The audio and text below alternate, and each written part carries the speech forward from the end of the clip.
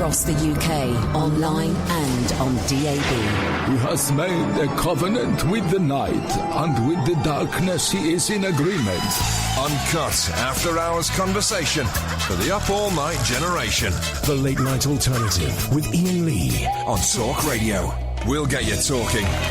Oh dear, what can the matter be? Three old ladies. Good evening, dear listener. This is the Late Night Alternative. My name is Iain Lee. Who the hell are you? Catherine Boyle. She's wearing glasses tonight that makes her look like a bookworm, look like an owl. That makes her look like she eats books for sex. Who are you, boy? Come on! There's Sam! That's it! The team is here! 03, and you can join us. 0344 499 1000 is the telephone number. Didn't I do well on the chase? So well. Wasn't I held back by a bunch of idiots? Hey, did you see? So I was on the chase at the weekend, right? And it's a bit of fun. We get paid. I'm going to be honest, we get paid for it, but got paid very, very well. And it's to raise money for charity. And spoiler alert, I'm going to tell you what happened. So there's four of us. There was from the jungle from last year. There was me. We filmed it like 6 months ago. There was me. There was Shappy. There was Jenny Fizz from Coronation Street, and there was Stanley Johnson. And only me and Stanley got through to the final. And I don't know if you watched it, but we got 17 points. I think it's probably safe to say I got 15 of those 17. I think it's safe to say I was driving that truck. I think Stanley got one. Stanley, oh, did he? I got 16 out of 17 then. And also we had to stop 6 or 7 times in the fingers on the buzzer round because Stanley kept muffing it up because he didn't know the rules. And then towards the end, he went, oh, I've not got my hearing aid in. And Bradley went, what? I've not got my hearing aid in, so I can't. He kept saying his name before. He kept saying the answer before he buzzed or before the name had been said. And I said, Stanley, did you not think you might need to hear today? He said, I didn't want to be seen wearing it on TV, you dick. Anyway, we didn't win. We could have won. It wasn't that. We could have been. I don't know how much it was. But in the end, we won £1,000 for our charity. And I think all four of us got £1,000 for the charity. I don't know what Shappy's and Jenny's were. Stanley's was a conservation. I got £1,000 for the Samaritans. I'm gutted it wasn't more, but I got £1,000 for that. Go on. Yeah, Stanley gave his to the Wildfowl and Wetlands Trust. Yeah, when there's human beings that are dying. Never mind. There's each to their own. And I played it safe. I think I was. If you know the show, you get like £5,000 for your if you win your round, or you get a lower offer of 1,000, or you get a higher offer of like 45,000. And as I was the first up, I went for the medium offer. If I'd have been second up, I'd have gone for the higher offer because I didn't know how easy or hard the questions were going to be. Right, I didn't know, and if I'd gone second, I think I would have gone for the higher offer. And also, loads of people going, "Isn't that funny? You got a question about video games and a question about Lost." Let me let you into a little secret, right? Before you go on, you do a phone interview, or you fill in a form and you write down what you're into. So I wrote down, I'm into 60s music, and I'm into video games, and da-la-la. And then they phone you up and they do an interview with you, and they say, oh, it says in your Wikipedia that you like Lost. And I say, yeah, I really enjoyed Lost. So if anyone's wondering why I got questions about video games and Lost, and Stanley got questions about politics and ancient Greek literature. I think I got the Greek literature. Anyway, I got the Greek literature. Guess why? Because my wife is half Greek. That is why.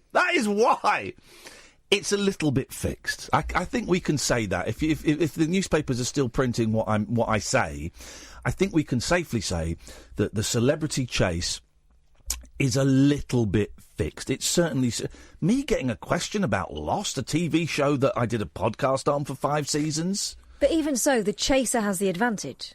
Well, in the final they do. We'll get to that in a second, right? Alan and Ian, stay there. 0344 499 1000. So it's certainly weighted in favour of the celebrities so they get through to the final. Because imagine if no one got through to the final. And Jenny went next, and Jenny went high. I think Jenny went for like 50 grand or something. So the pressure was on, and she got knocked out, right? And then Shappy was on, and she went for the 60 grand, and she did terribly. Let's be honest, she did terribly, right? But so I'm watching it at home, and I'm streaming it on my Twitch, me doing a director's commentary, and I'm on Twitter. And people saying, well done, Ian, great work. Oh, you did really well there, man. Well done, well done. And then Jenny goes on, and bravely goes for the 50 grand and loses, right? Doesn't make it. I think she gets right to the end and then gets caught out. Who is this stupid C word? Get this dumb twit with an A. I don't want to say twat. But get this twit off. She's a DICK and an SH1. All of this stuff. Calling her a C, an S, a D, a T. Let me guess, and all this was blokes, right? Blokes. And then Shappy got the same as well. There are a couple of women, but it's primarily blokes. And I messaged some of them, and I said, guys, just have a think. There was a guy I saw his tweet today from last night, because they'd shown a clip of it. The ITV tweeted a clip of it, and he repeated, it was a clip of me, and he tweeted, yeah, he did well, shame about the twat that was on, the silly dick that was on after him, was maybe what, twit, something like that. And I look, and he's a grown man, like in his 20s, 30s, and his avatar is a picture of him with a kid. And I tweeted, dude, it looks from your picture, it looks like you're a dad, or you're certainly in a position to influence. His kid was a boy. You're certainly in a position to influence young children. Just have a think how it looks.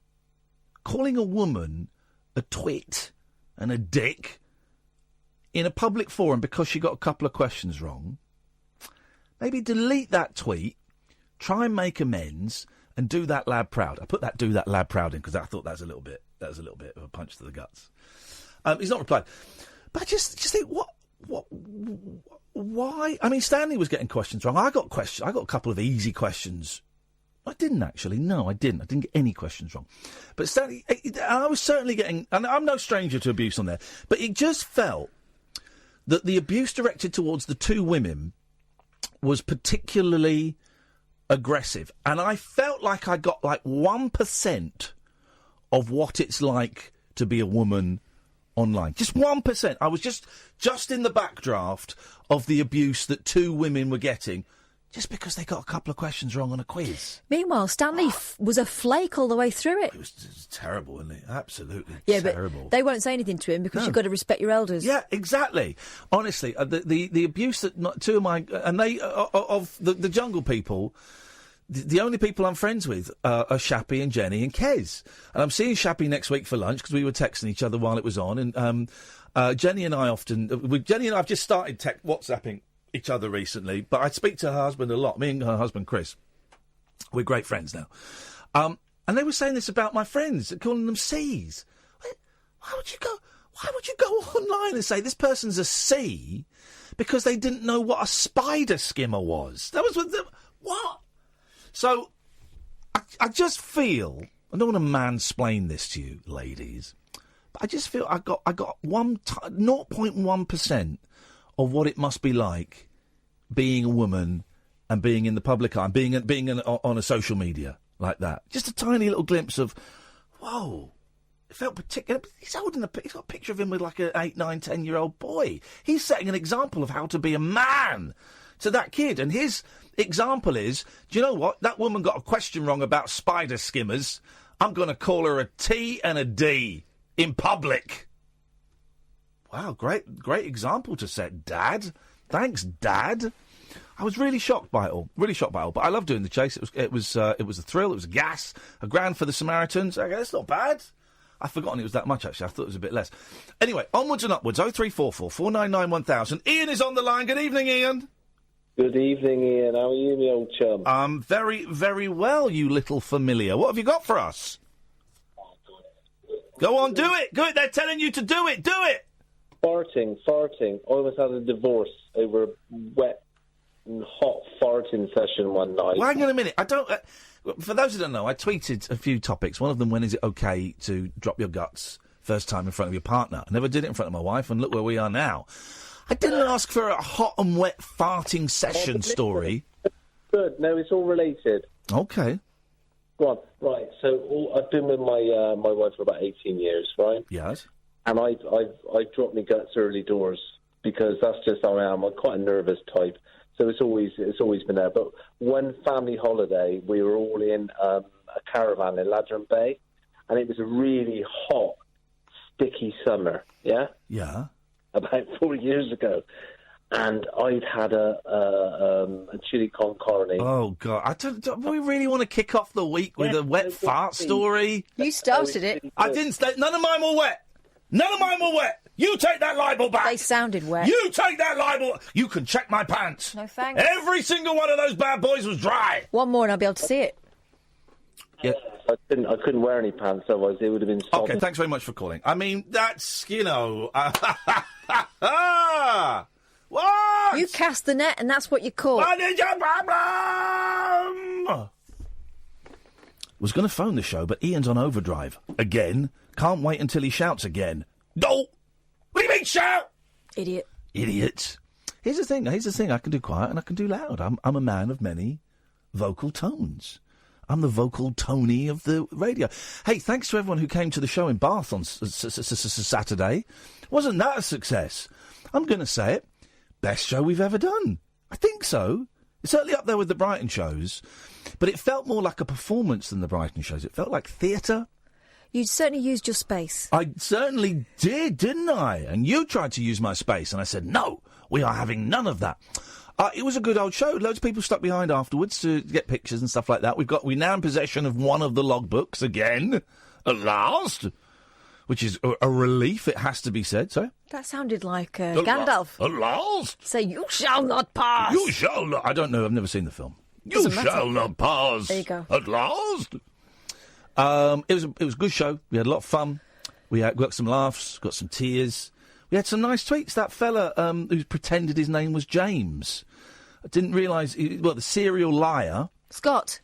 It turns out it was called Scott. Scott James. He sent a nice little tweet, didn't it? It was lovely. It was a really good vibe. We've got a few more shows this year. We've got 1, 2, 3, 4 more shows, and then that's it until March. I'm not doing any more shows until March. Unless I'm offered huge sums of money, which is unlikely these days.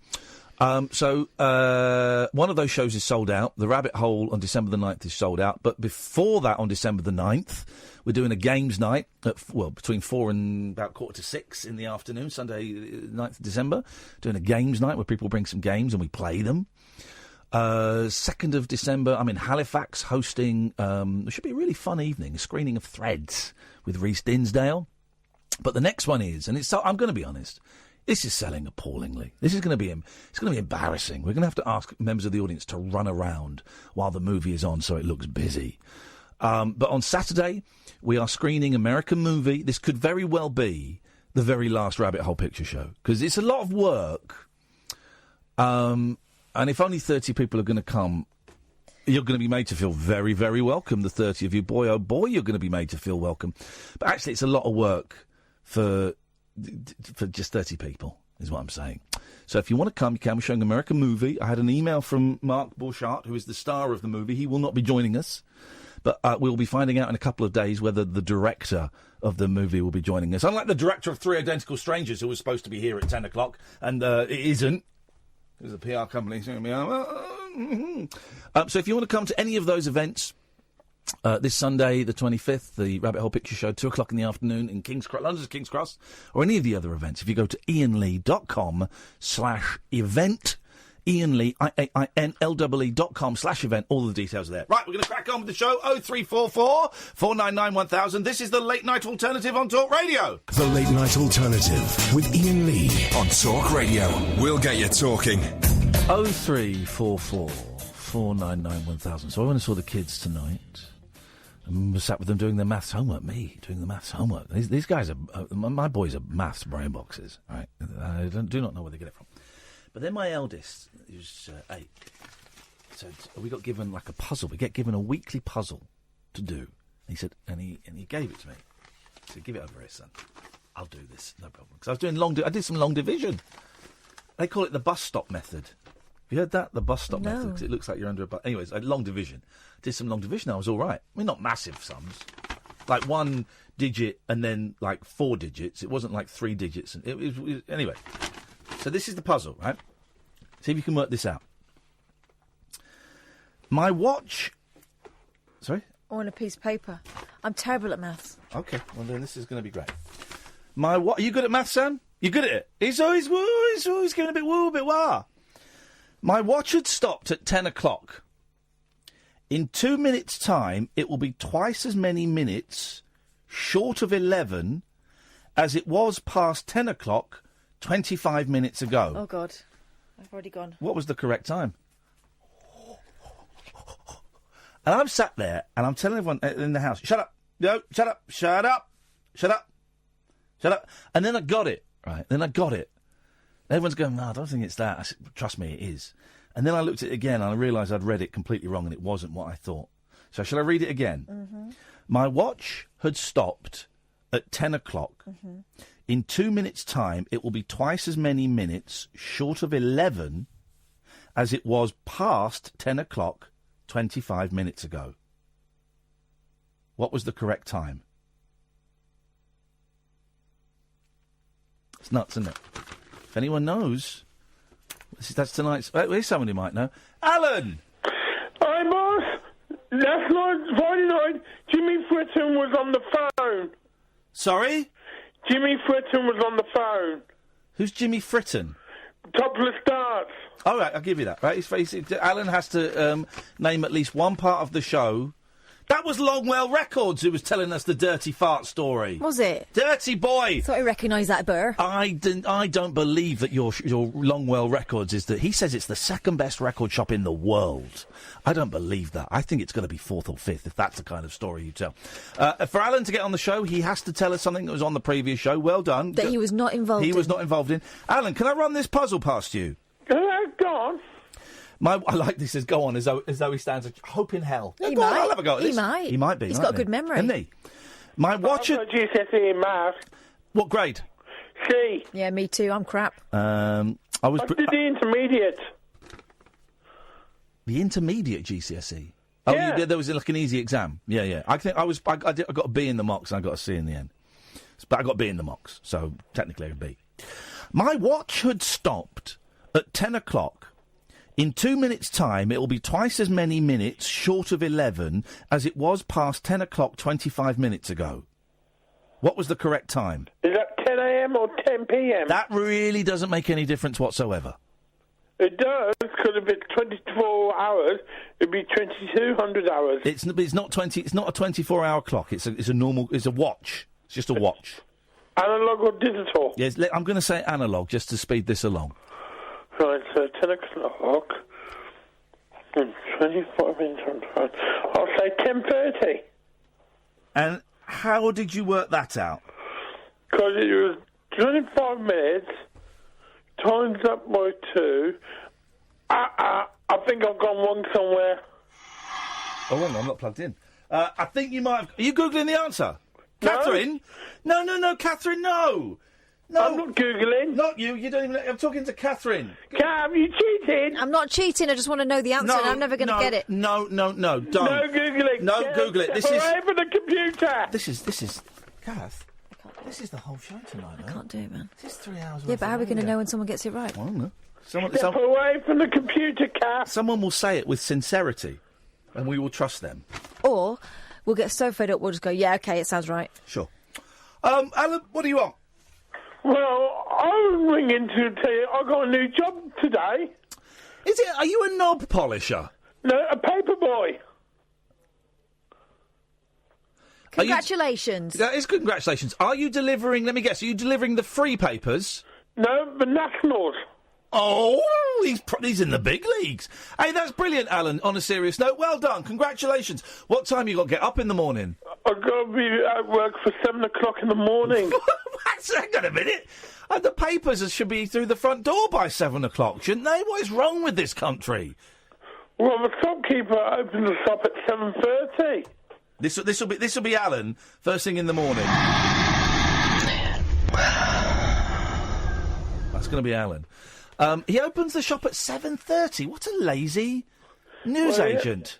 Well, he's got travel to the shop from his house, which is like a couple of miles away. That's the problem. This is the problem. Most people, not all, and I think you'll back me up on this, Catherine, most people have to travel to their place of work, don't they? They do, don't they? And, you know, he could leave, I don't know, half an hour earlier and get there at 7 or 2 hours at... When I was a kid, post-op at paper shops used to open at like 5:30. Yeah. Oh, yeah. I wouldn't work for him if I were you, Alan. He sounds lazy. You don't want a lazy boss. You want a boss who's motivated, like Lord Alan Sugar. That brings me on to another thing I was talking about. Oh, yeah. I actually met one of the winners of The Apprentice last night. Oh, who did you meet? Katie Hopkins? James. Huh? Who won last year? When Lord Sugar had 2 business partners. It was. Are you thinking of Rafe? No, James. Rafe. Was he the fellow with the glasses and curly hair who made sanitary products? No, yeah, the cyber business.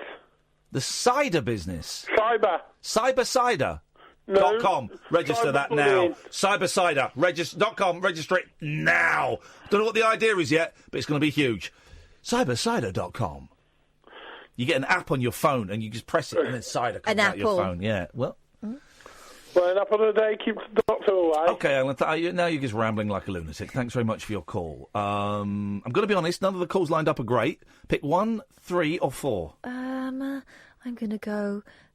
wait a minute, let's just channel the spirits.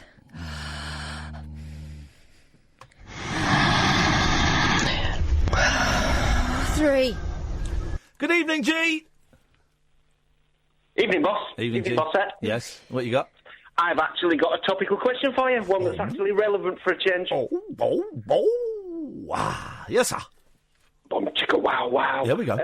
During the chase, Well, did you actually know which chaser you were in at? no, they wouldn't tell us. We didn't know until I was stood there and they brought the chaser out. They wouldn't tell us a thing. They didn't tell us anything. So, no, we didn't know.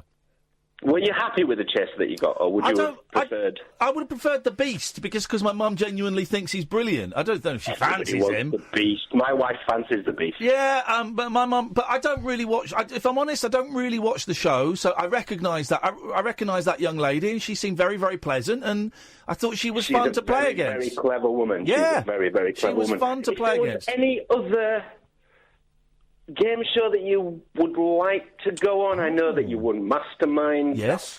Correct. And, and I won the weakest link. I won the weakest link. Any other game show? And I won Ready, Steady, Cook. So I've run some of the big ones, yeah. Can you count that as a win? Ready, Steady, Cook? Yeah, of course you can, mate. I got more Percy Peppers than Christian O'Connell's Terry Tomatoes. So, yeah, of course I won. So if there was any other game show that you would like to go on and prove your prowess as a... I got it. I know the answer to this question. What do you call yourself these days? Do you call yourself a comedian, broadcaster? I don't call myself a comedian. Yes, I'm a broadcaster. I'm a broadcaster and songwriter. And I can answer the question. It would be, without a shadow of a doubt, 15-1. Not Ninja Warrior? Ninja Warrior! What's that? You are a star. I would let my boys do... Shut up. Ninja Warrior. I would let my boys do Ninja Warrior, because my boys watch it. They're 6 and 8, and I go, do you reckon you could do that? Yeah, I think I could do that bit. That bit would be tough, but I could do that bit. So I'd let them do it. No, I'm more intellectual. I'm going to do 15-1. Okay. I reckon Ninja Warrior would be your next big thing. Thank you very much indeed. 03444991000. This is the Late Night Alternative with Iain Lee and Katherine Boyle on Talk Radio. The Late Night Alternative with Iain Lee. Unfiltered Night Talk with the original king of unconventional conversation on Talk Radio. We have ways of making you talk. Everyone's an idiot. So this is the problem. My watch had stopped this was given to an 8-year-old. My watch had, and one of the kids in his class worked it out. My watch had stopped at 10 o'clock. In 2 minutes' time, it will be twice as many minutes short of 11 as it was past 10 o'clock 25 minutes ago. What was the correct time? Here are the answers from cowards on Twitter, too cowardly to phone in because they know that they're idiots. Pronto Zero says 9:43. Probably not. Tim Stanley says 19 minutes past 11, and Sledge says 10:18. I think they're all wrong. Right. Line 1 or line 4? What do you reckon? 4. OK. Good evening, CJ.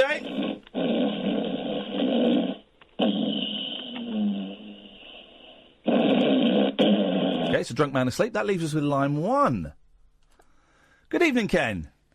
Good evening, Ian. Oh, chuckles. I thought I was maybe down at line 30. No. Lots of people saw you on television the other day. Oh, did they? Yeah. Lots of people sending me tweets with pictures of you on the telly. Was it Parliament Square? Is that what they call it? College Green. College Green? College Green, right? Yes. Yes. You sound surprised, almost as though you didn't expect to be spotted on television when you stood in front of some television cameras. Holding a placard. Yeah. No, I'm not surprised. I stood there so as he would read the placard. Why did it say believe on God, not believe in God? Well, that's what the Bible says, Ian. If you check it out, believe on the Lord Jesus Christ. That's terrible and thou shalt grammar. be That saved. just shows why I'm never going to read that book again, because it's Someone written should so have checked badly. that, of course. That's a spell check. You want an editor. That's why Jesus, the baby Jesus, needed an editor, and his mum should have done it. Did you hear the news tonight? Good evening to you, Catherine. The news tonight about the thug who gave a kung fu kick in a policewoman's head and knocked her in front of a bus. Did you? Well, I don't. That news No, tonight? I've not caught that news, and I'm wondering where we are in the legal process with this story. Well, just recorded in the news, and Well, hang on a minute. Has the person been charged?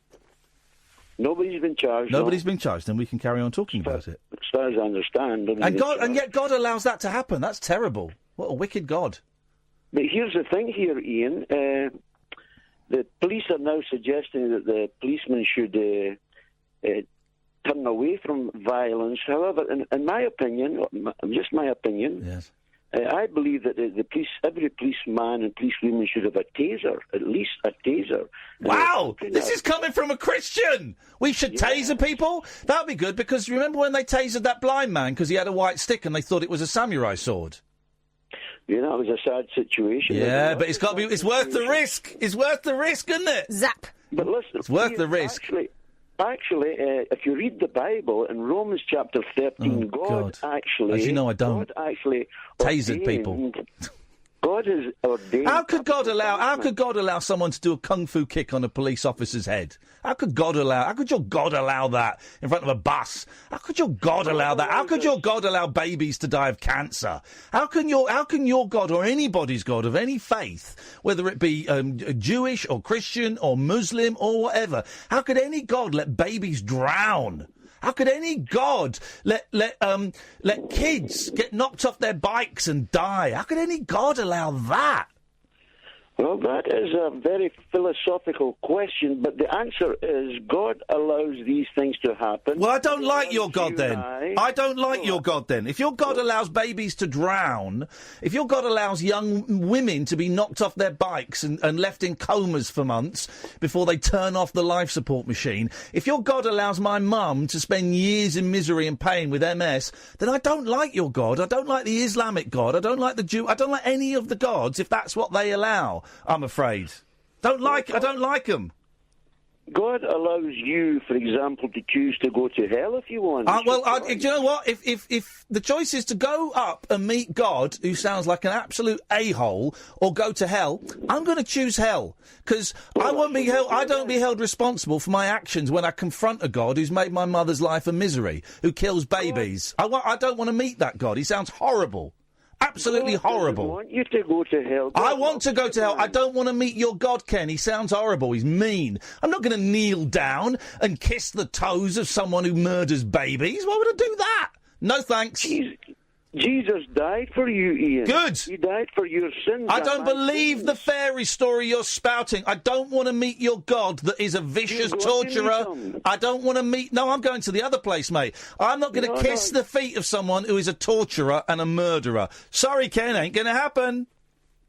Ian, you will meet God. No, I won't. When you die. Yeah, I'm going to go to hell, Ken. God wants you to get to heaven. Tough. Tough. I'm not going. He sent me to tell you. I'm not going. If I met someone who tortures babies, I'm going to spit at them, because that's disgusting. You think that's acceptable? What way does God torture babies? How does God torture babies? The ones that are born with cancer. Babies. Shut up, you idiot. The ones that are born with cancer. God's not torturing them. But God has the power and the ability to have them born without cancer, right? Answer the question. Does God have the power and ability to have babies be born without cancer? The original creation, Ian, was... Does God have the ability... Does God have... No, you're not. You're going off on a tangent, and I'm going to focus your attention. Does God have the ability... He has the power to do anything, right? So he can stop babies being born without cancer, and yet babies are born with cancer. What have they done to deserve that? What have their parents done to deserve that? What have the nurses done and the doctors done to deserve having to deal with that? those little babies go straight into the presence of Christ. Oh, Ken, I don't want to meet your God. I don't. Thanks for calling, Ken. I don't want to meet your God. He sounds mean, as do all of them. Not just the Christian God, not just the Judeo God, but the Islamic God. All of them. All of them sound mean that they could allow that to happen. And of course, you're not going to go to hell because that's all nonsense. It's all nonsense and it's all bullshine. But why would I want to meet a deity that made my mum's life a misery for 20 years? If indeed, she's got MS and her life has been horrible because, if there's a dude up there that can stop that happening, then why should I? Oh, it's all down to her personal choice. What personal choice did she have? She's been a really good woman and had a lousy life for nearly 30 years, actually. That's her lesson she's got to learn. What? She's got to learn a lesson of being incontinent and miserable and being completely dependent on other people and not being able to speak or feed herself? Well, that's a lesson? That's a lesson? Oh, don't worry about all those dead babies. They're with Jesus. Well, they should be with their mums and dads and their grandparents and their brothers and sisters and their friends. That's who they should be with. Not with Jesus. So baby's born, dies, and the mum, let's say she's 25, she's got the next 60 years of her life being miserable. That's fair.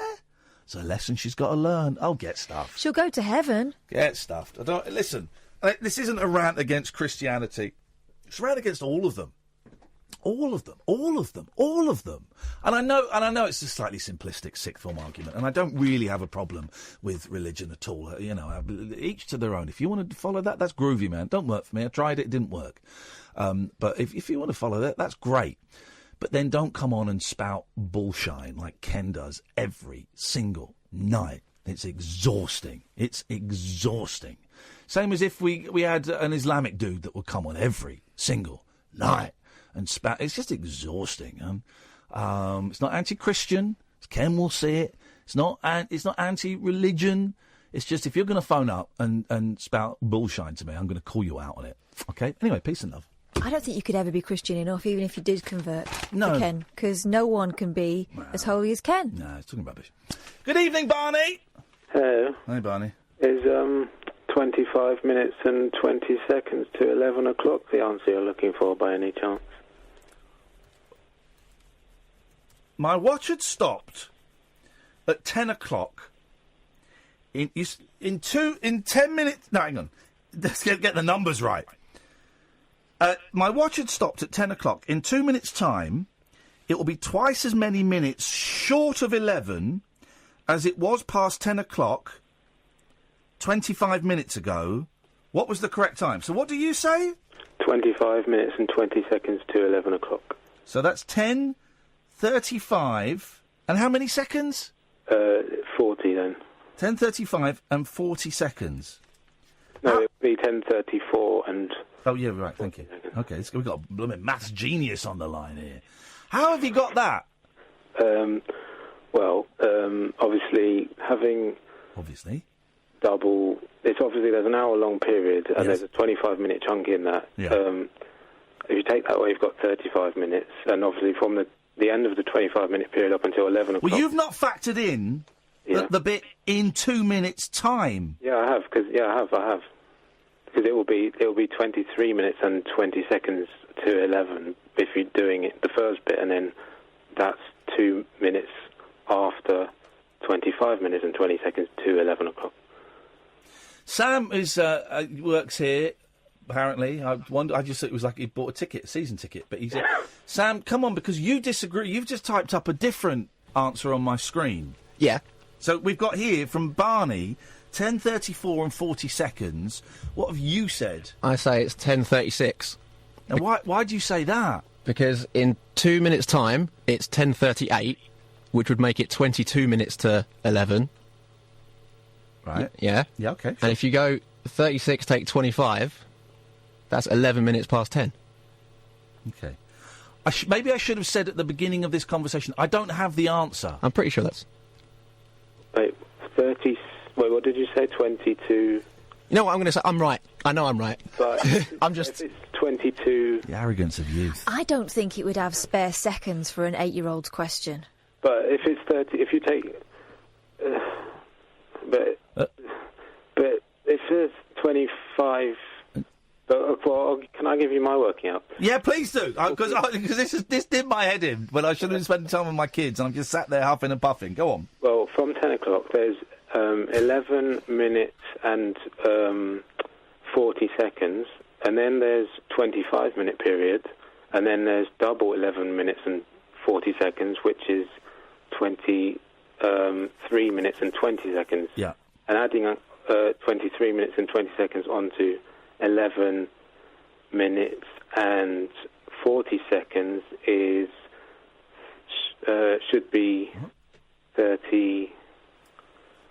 Oh no, I think I've messed up. No, have I? Oh, Barney. This is that voice of the Barney there. That's the voice I constantly hear in my head. Oh no, I think I just messed it up.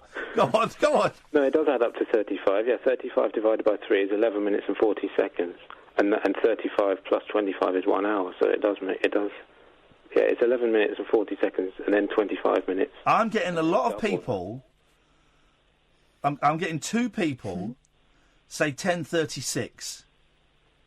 Right, but how does that add up? Because obviously, taking away the 25-minute chunk, then there's obviously 35 minutes left over to fill up that hour. So how would you divide that up by 3? But hang on, in 2 minutes' time. My watch has stopped at 10. In 2 minutes' time, it'll be twice as many minutes short of 11. Yeah. So 2:11 as it was past 10 o'clock. Yeah. 25 minutes ago. Yeah. So you've got 1 period, and then 25 minutes, and then 2 of that first period up until 11. You see what I mean? There's a length after the 25-minute period up until 11. Okay. That's double the length of the period. Sam's getting furious with you. All right, listen, Barney, thank you very much. So Barney is saying, thank you, Barney, 10:34 and 40 seconds. I think the seconds, you're right, for an 8-year-old, they're not going to start involving seconds in it. Are they? Oh, man, did we do these ads? I'm so confused. All right, 03, Maz, stay there, come to you in a second. 03 44 499 1000 is the telephone number. Really sorry, but we're stuck on this maths problem for the show. We're doing math tonight. Math special. The Late Night Alternative with Iain Lee on Talk Radio. 0344 499 1000. I'm going to tweet it. I've just taken a picture of it, and I'm going to tweet. I need to connect my hello computer. I'm going to I'll tweet a picture of it in a second. The puzzle. Let's go to Maz. Good evening, Maz. Hello. Hey! How are you and Catherine? Well, let's start with Catherine first. How are you? I'm really cold. Sorry? Yeah, this studio's gone really cold all of a sudden. You're as cold as ice. Mm-hmm. You're Can I borrow your willing hoodie? to sacrifice. You can borrow my hoodie, actually. Thanks. But don't make it stink. That's cold already been hands, done. warm heart.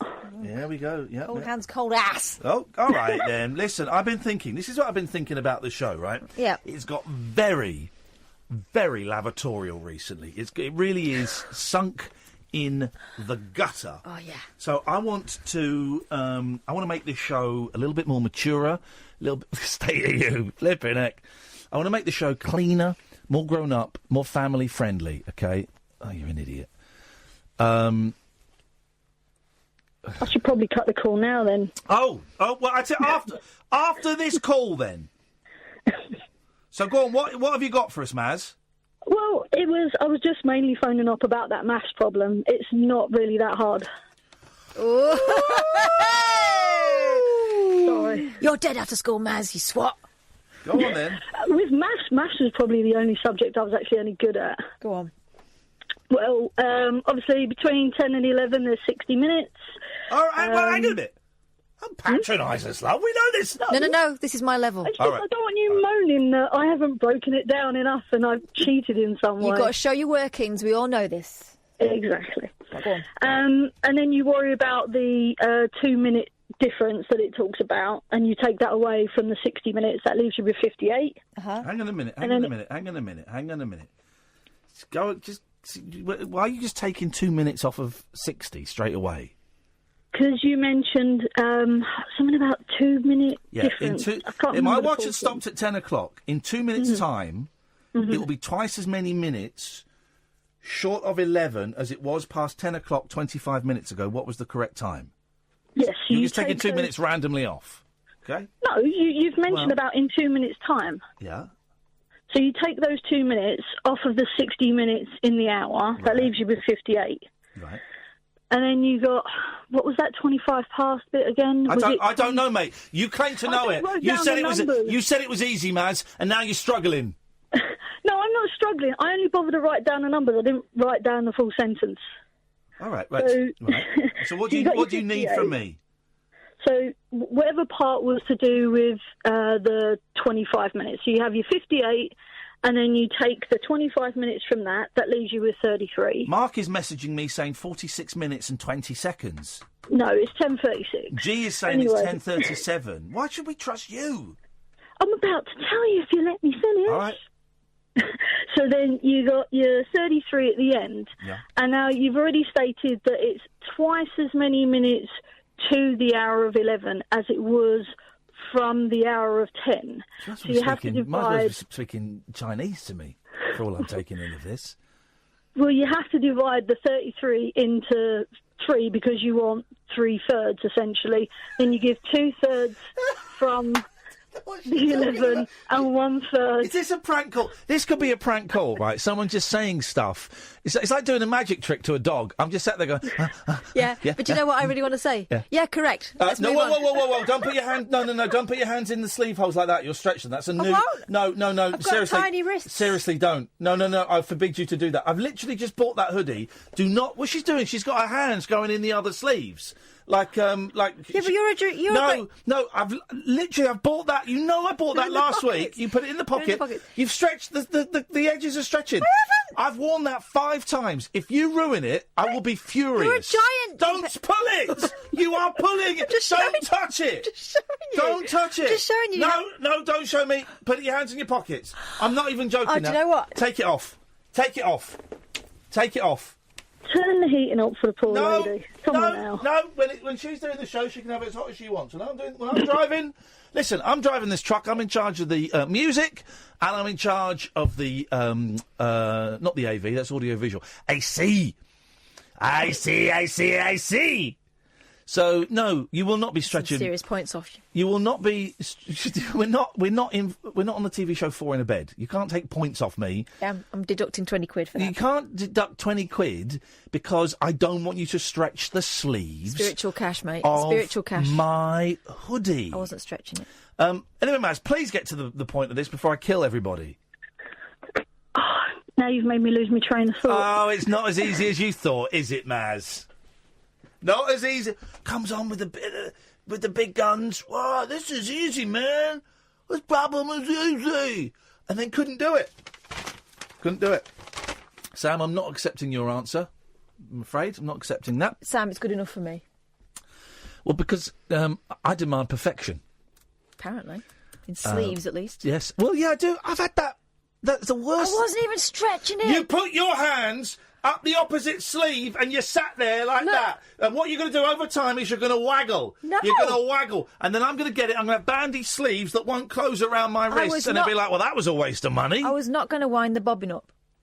That is the only hoodie I've got All right. now. Brand new. I hope you'll be very happy together. I will be, because the sleeves will fit me. Catherine just raised her middle finger at me. That is technically sexual abuse. I watched a really good documentary last night and this morning about... Who am I doing an impression of? Here we go. Who am I doing an impression of? This is good. A dick. Okay, that's fine. You said that. That's clever. Well done. Could you clip that, please, and send it to me, Sam? Her saying a dick. Thank you very much indeed. Because I'm going to have great fun with that clip. Great fun.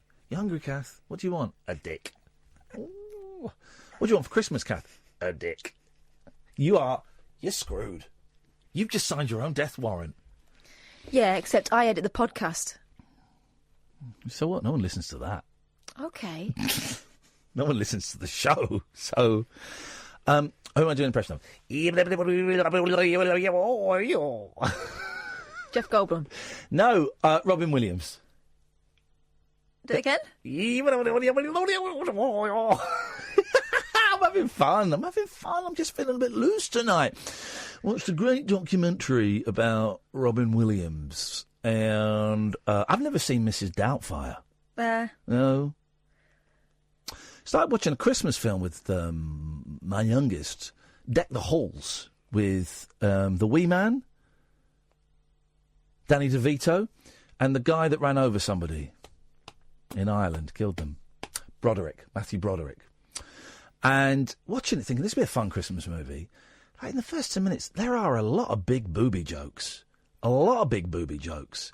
And I said to my youngest, maybe we'll find something else, huh? Maybe we'll find something a little bit more appropriate. So we did. But if you listened to Howard Hughes' show last night, did you listen to it? I fell asleep. You fell asleep, right. I fell asleep before 11. Well, I went, because I watched The Chase, and I knew that the jungle was coming on. I'm going to do my best to avoid it. I know it's almost impossible, but I'm going to do my best to avoid it, because I'm sour and I'm bitter. So I went to bed about 8:30, fell asleep, beautiful, fell asleep listening to Bob Mills. It was great. But then I woke up at about 11, and I was wide awake, and I went down and I had some bacon and eggs, and a fried slice. Then I got back to bed, and I went back down, and I had Horlicks. I was doing stuff. But so I was listening to Howard Hughes, right? And, I've had some bullshine on there last. It's a great show, Sunday night, 10 o'clock at night until 1 in the morning. And he had this woman on who was like, what do they call a seancer? A medium. Mystic, a medium. And she... A charlatan, you mean? She was doing... that's libelous, actually, what you've just said there. Really? So you should take that back. No, it's not. You can't libel a whole lot of them. You can, actually, because they sue.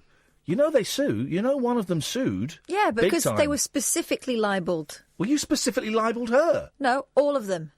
You backpedaling. I'll see you in court.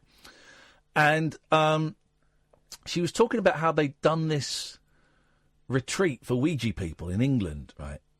And Howard's going, well, did you get anything verifiable? Did you get any names that you could verify, like of ghosts, right? And she said, well, Howard, we did one sitting, and a name and a date came up that meant nothing to us, and we just wrote it on a piece of paper and we left it there. And then the next group came in, and the woman sat at the chair and she went, "Oh my God, who wrote this?" And it turned out the name was the name of a dead brother, and the date was the date he died. And then she said we conducted tests where someone would write a color, a city, and a number on a piece of paper, then fold it up and put it under the Ouija board. Then two people would sit and would try and detect what was underneath there. And sometimes, many times they got nothing. Sometimes they got one or even two things right on there. Well, I'm guessing they didn't get the city right. I'm guessing they guessed the colour and the number. Bullshit. But anyway, Howard said, can you, because she could like channel the spirits as well, can you channel the spirits for me now? And she went, yeah, okay. And this is her channeling the spirits.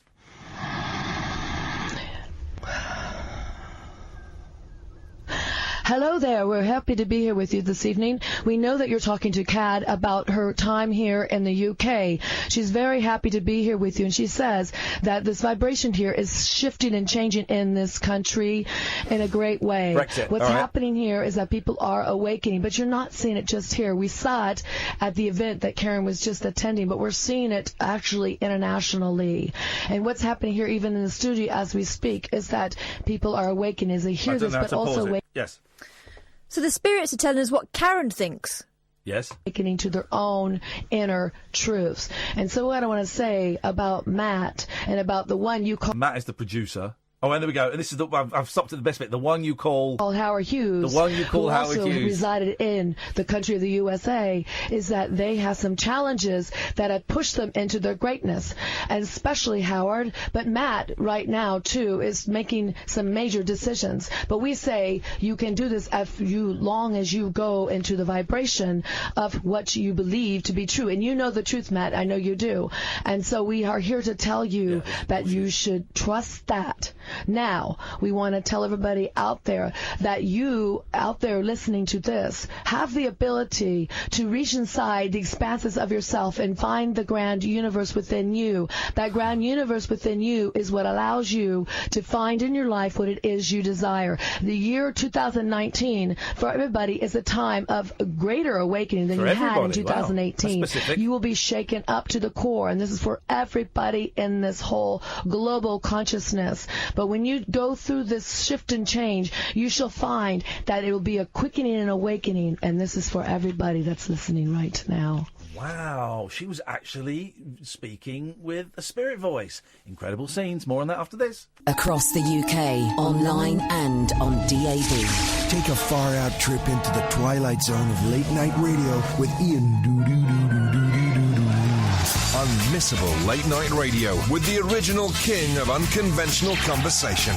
Make contact with Ian Lee. The Late Night Alternative with Ian Lee on Talk Radio.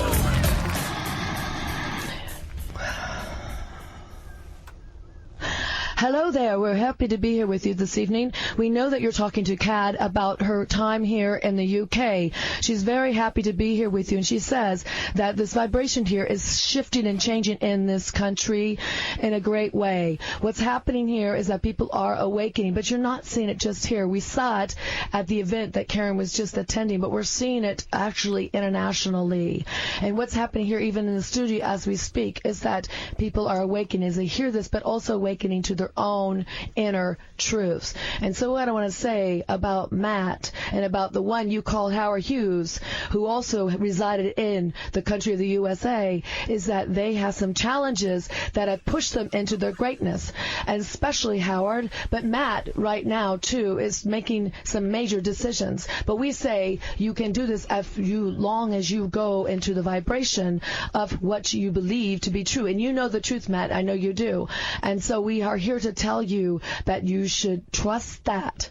Now, we want to tell everybody out there that you, out there listening to this, have the ability to reach inside the expanses of yourself and find the grand universe within you. That grand universe within you is what allows you to find in your life what it is you desire. The year 2019 for everybody is a time of greater awakening than you had in 2018. You will be shaken up to the core, and this is for everybody in this whole global consciousness. But when you go through this shift and change, you shall find that it will be a quickening and awakening, and this is for everybody that's listening right now. I can't believe what I'm listening to. You are sleeping. You do not want to believe. 0344 499 1000 is the telephone number. I love Howard's show. It was a good one last night. A bit of JFK. A little bit of the old JFK going on as well. That woman there sounded like the kid who's been caught out in class. Yeah. You were not paying attention. Stand up and give us a summary of the book, please. Did you have a good night last night, Kath? I told you one more. What? I'm just asking if you had a good... All I'm asking, mate, is if you had a good night. I'm not your mate. Did you have anything to eat? A dick. Really? Wow. What did you have for dessert? A dick. What?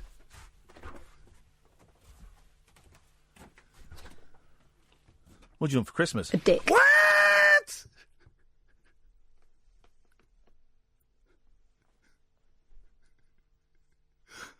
Where's Kath gone? She's gone. She's just walked out. I hadn't noticed. My favourite button is on the rabbit hole page, and it's the letter W. Why is that? A dick. There we go. 0344 499 1000 is the phone number for the second time in as many shows.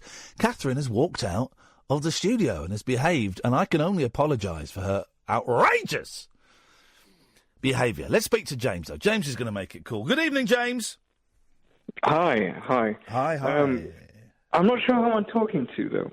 Okay, well, that's fine. We'll establish that as we continue. All right, well, I was going to talk about the rising crime in London.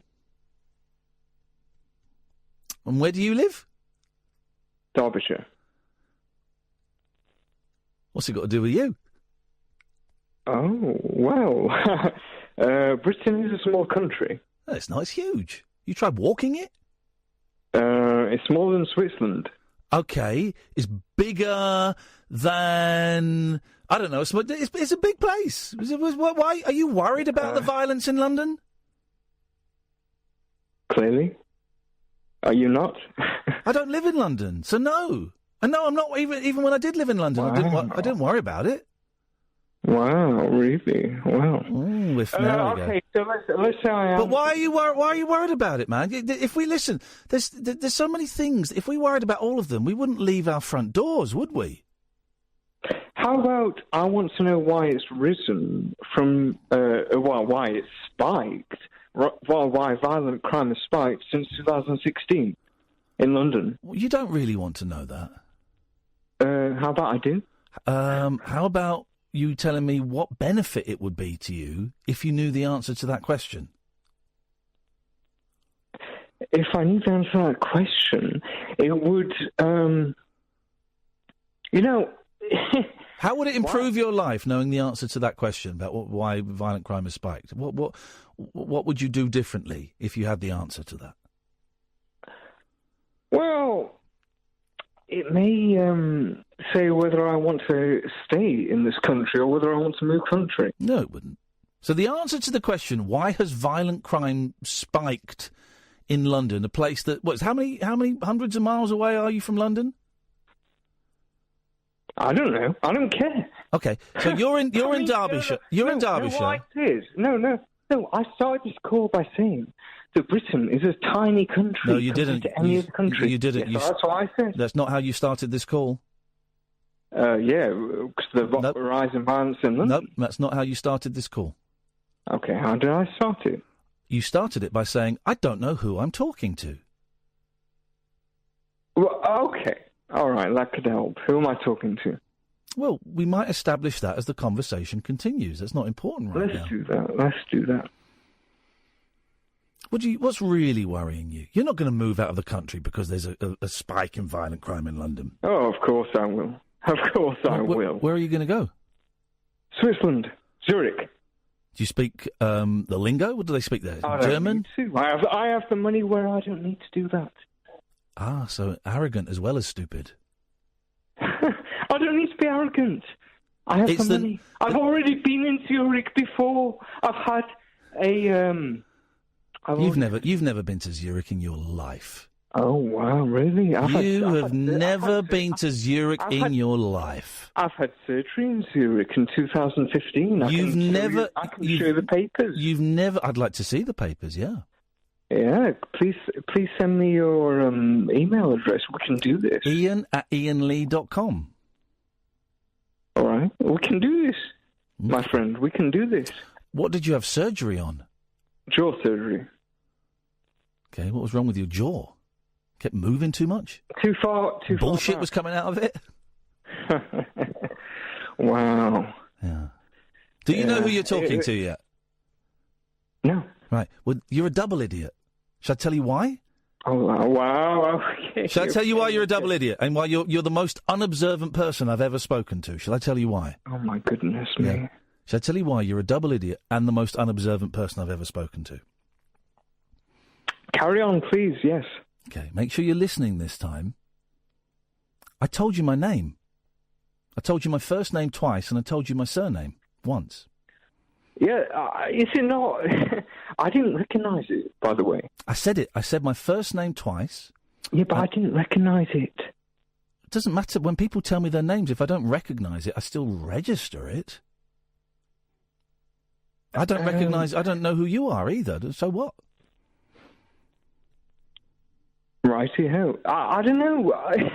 This is a very bizarre situation. I don't know if we should kind of restart. Okay, let's restart. Let's go to James. James is on the line. Good evening, James. Hi.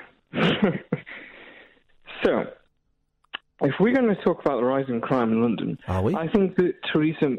Well, I am. Okay, well, I'm going to listen, and if I hear anything of any interest, I'll chip in. But otherwise, I'm going to sit this one out and listen to your monologue. Rightio. Because I live closer to London than you do, and I'm not afraid by the... I don't worry about the violence in London. What part part of London do you live in, by the way? I didn't say I lived in London anymore. But you live closer to London than me? Certainly, yes.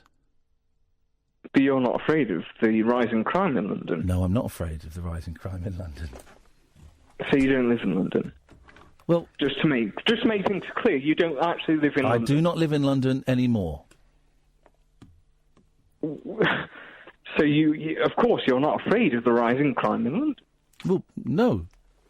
But you don't live in London. Live you live further away from London, and you're afraid of it. I make business trips to London. You make what? Business trips to London. I work in London 5 days a week, sometimes 6 days a week. I bring my kids into London. Yet you aren't afraid of the rising crime in London. No, I'm not. So, yeah, I'm sorry. You bring your kids into a situation where they could be killed. Hey, listen, my kids wake up in the morning, they're in a situation where they could be killed. Have you seen how dangerous kitchens are these days? Have you seen, you know the number, do you know the number, do you know the number of people that die from tripping down the stairs in their slippers? That's not even a joke. I'm recording this, by the way. I'm broadcasting it, so I got one up on you. Yes, you think, I'm sorry, you think this is one up on me. You have just admitted to bringing your children into a situation where they could be killed. And for what? For PC? For political correctness? No, not for PC, no. We've got a Mac. No, I do it for theatre, I do it for experiences, I do it for life. But like I say, there's more chance of them tripping down the stairs in their slippers and breaking their necks than there are of them being killed in London. That's a fact.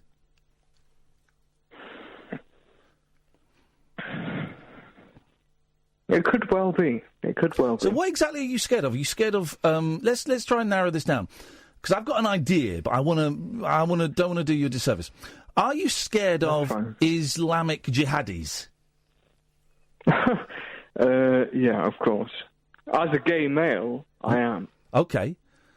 Okay, so you're scared of Islamic jihadis, right? Well, yes, because they actually do say that they want to kill any homosexual. Well, they also want to kill any infidel, so they would kill me as well. Yeah, but they actually... I don't think there are any... I don't think any of the recent Islamic... I'm speaking about in this country. I know abroad it's slightly different. But I don't think any of the recent Islamic...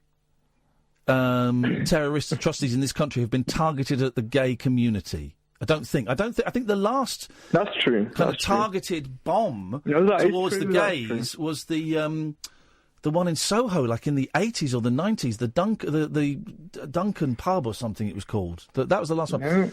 Yeah. What you said is true, but I understand your fear. Of course I understand your fear. I don't know. Let me correct that. I don't understand your fear.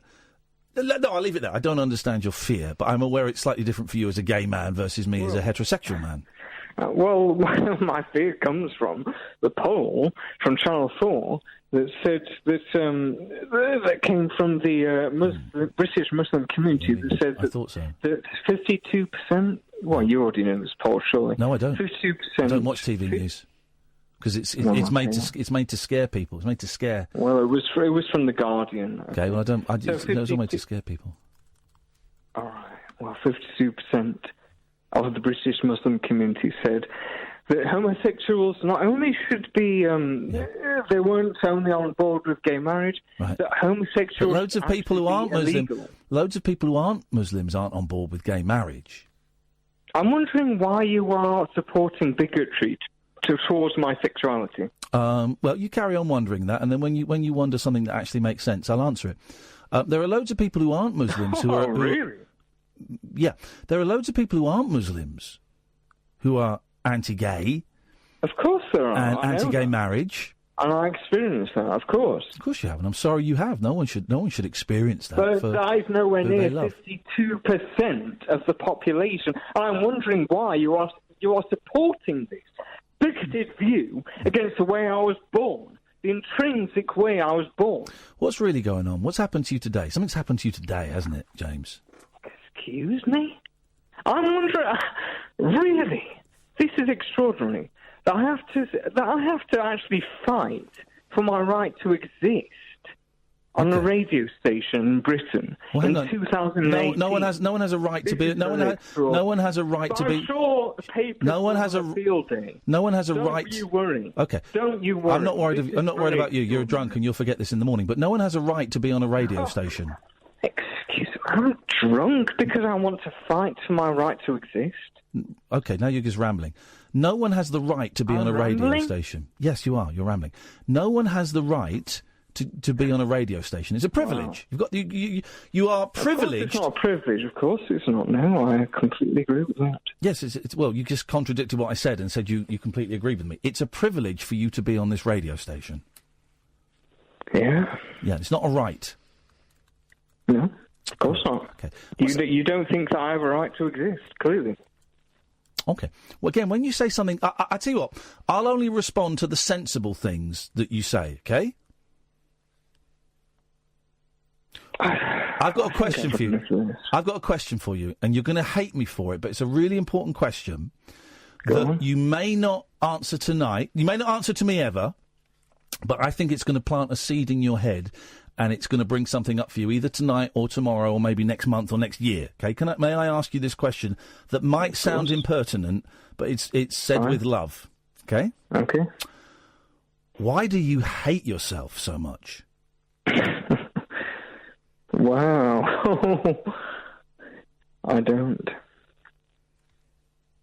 Okay, the seed is planted. That's all I'm going to say. I don't hate myself at all. I'm completely proud of the way I am. I don't feel that. I doesn't feel like I'm talking to someone who's proud. Someone who's cowering in fear is talking of moving to another country. Someone who had to get, unless it's a medical condition, which I apologise, someone who had to get drunk to come on the air and say these things. I'm hearing, not a proud person, but let me finish and then you can come back as strong as you want. I'm hearing not a proud person, but I'm hearing a very lonely, a very scared young boy that's desperate to be loved. That's what I'm hearing. So is that your defence of blasphemy laws? Blasphemy laws? Yes. Literally. We've just been talking about Islamic laws that would have me killed. Right. And your defence is that I'm apparently a scared, lonely boy. Yeah. Nothing to do with blasphemy. Not quite sure where you're going with that. Well, I've recorded the whole conversation. I'm broadcasting. Viewers can make their own minds up. I'm broadcasting it. It's going out on the radio now. It is, absolutely it is. It is. So I win. We're recording it as well. We've got a bigger tape player than you. Oh, dear. Oh, dear. All right, James, listen, it's been fun talking to you, man. It's not been... Oh, yes, okay, it has been fun, yes. Okay, bye-bye. Take care, man. Bye-bye. I feel sorry for that guy. There's something going on there, and I couldn't get to it. There's something going on there. That had nothing to do with knife crime. No. I feel sorry for that guy. There was something there, but I enjoyed it. What did you do when you were out there? A dick. Now. Oh, come on. Late night conversation worth losing sleep over. The Late Night Alternative with Iain Lee on Talk Radio. We have ways of making you talk. 0344 499 1000. Iain Lee, Catherine Boyle, the Late Night Alternative. Don't forget this Sunday we're screening American movie. Fingers crossed we can have the director. He's also the director that made the Jim Carrey, Andy Kaufman documentary. Hopefully he's going to join us on Skype, but I've got to check with him on Wednesday whether he's free because he's filming. And he's in New York City. So we'll see. If you want tickets, iainlee.com/event. iainlee.com/event. And don't forget, join me on Twitch. Twitch is where it's happening. It's where he streamed The Rabbit Hole on Saturday. Twitch.tv/Iain you can subscribe. If you've got Amazon Prime, you can subscribe to me for free. And there's links there to buy T-shirts, the Imani Coppola CD, all that kind of stuff. 0344. We think 1036, people are saying, is the answer to this. I'll accept that. Why not? 0834 499. Have I said it right? Yeah. 0344. Put an 8 in there, didn't I? Oh, I'm an idiot. 0344 499 1000 is the telephone number. I don't even know if we've talked about anything yet. We'll start the show in a minute. Let's talk to Louise first. Good evening, Louise. Good evening. How are you guys? Good, thank you, Louise. What have you got for us? Well, I'm just a little concerned, Ian. I seen you on Saturday at the rabbit hole. Yes. And, your legs. I'm just wondering when you're going to be able You to... are a filthy liar. You are a troll and you are a liar. She took a picture of me with my flask and she tweeted that there were beans in there like I was some sort of sick child molester. I did not have beans in there. I would not do such a thing. Food does not belong in a flask. Catherine will tell you because we were drinking it as we were driving down. It was cough. Pure and simple. It was coffee. That was it. They were not beans. You told me it was soup. They you told me it was No, soup. I did not. I didn't even know what sup is. What's sup? What's up? What's up? What's up? No, when do you come off your crutches? None of your beeswax. Oh no, that's just rude, Ian. Yeah, well, that's just the way it goes, Louise. Thank you very much for your call, you troll, online troll. Reported. Reported. But then they went. Her and Noah, who very kindly came to see the show in Bath, and thank you to everyone who came. Really lovely, lovely audience. Really nice, respectful audience. Tolerant. Very tolerant audience. But her and Noah then went and stayed, I think, on like a houseboat. They'd rented a houseboat to stay on, right? First of all, that sounds brilliant. I've always wanted to sleep on a boat, but a boat on the sea. But houseboat. Yeah, houseboat. But secondly, I bet I was flipping cold, man. A houseboat in November, because it was cold that night. That was a cold, old night. But I bet it was bobbing them to sleep. Why does that sound filthy? Because you're a naughty lady. You're a naughty lady. What you got for us, Boyley? Loads of stuff. 0344 499 1000. For the first time tonight, halfway through the show, the switchboard is empty. So now is an excellent time to give us a call. I haven't got anything now. Right, here we go. Well, here's spent all the run up to the show trying to work out that maths problem. So I've not done any actual work. All right. Well, here's real love. This is a story of real love. Yeah. A widow will have her dead husband skinned. A weirdo? Yes, actually. Okay. And a widow. Yeah. A weirdo. Yeah. Will have her dead husband skinned so she can hang his tattoos on the wall. When tattoo artists... Hang on, whoa. Yeah. What did you just say? Yeah, I did. She's going to have him skinned. So she can keep his tattoos on the wall as works of art. Tattoo artist Chris Wenzel, 41, knew he was going to die, so he asked his wife Cheryl if his ink-adorned skin could be removed and preserved. Inkador? Ink-adorned. Oh, I think it's Inkador. Inkador. Inkador. Could be removed and preserved before he was buried. He wanted his children and grandchildren to be able to admire the artwork for years after he'd gone. Why not take a photo? They've got cameras, haven't they, these guys?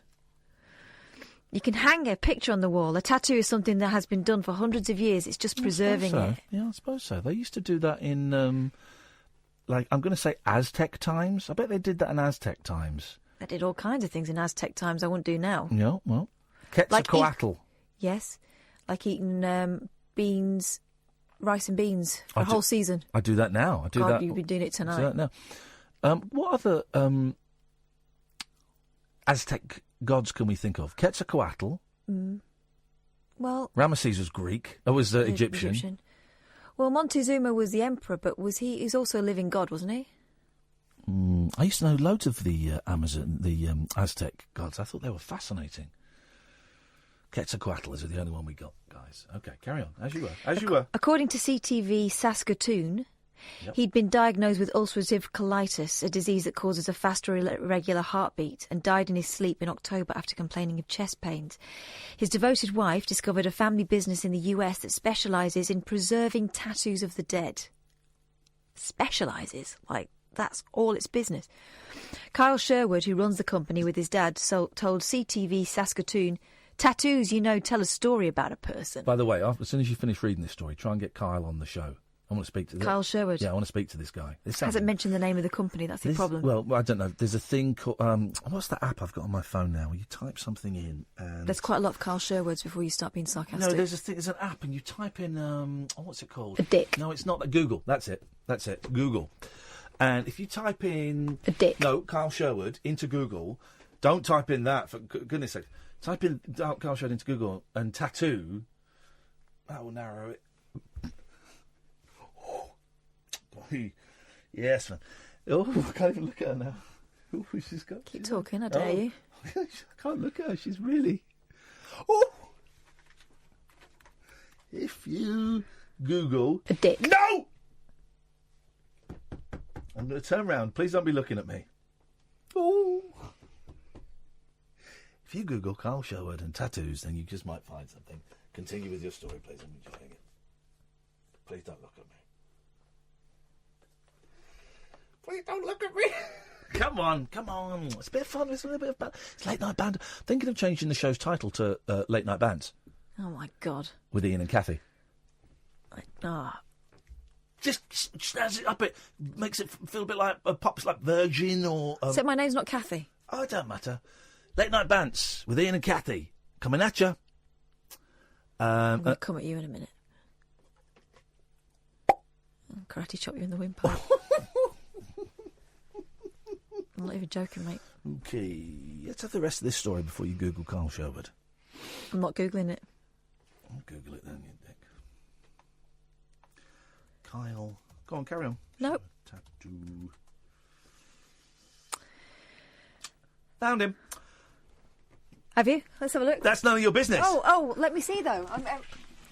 I found him. No, you haven't. You found more stories about Carl Sherwood. The same story. Well done.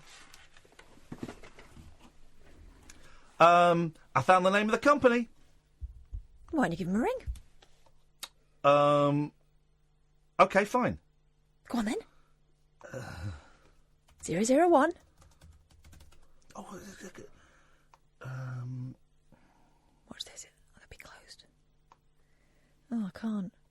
They go to another school. You wouldn't know them. Well, I found their website. Yeah, of course you did. Well, yeah, I found their flipping website. Yeah. Go on then. All right. Give them a ring. Have they got a phone? No, they haven't got a phone. I can't actually find a phone number. Oh. Well, try this app. It's called Google. Finish your story now. Carl Sherwood, who Ian's about to speak to, said tattoos, tell a story about a person. And for someone to get something tattooed on them they're displaying for life, it means something to you. You wouldn't bury a Picasso, and that's what some of these pieces are.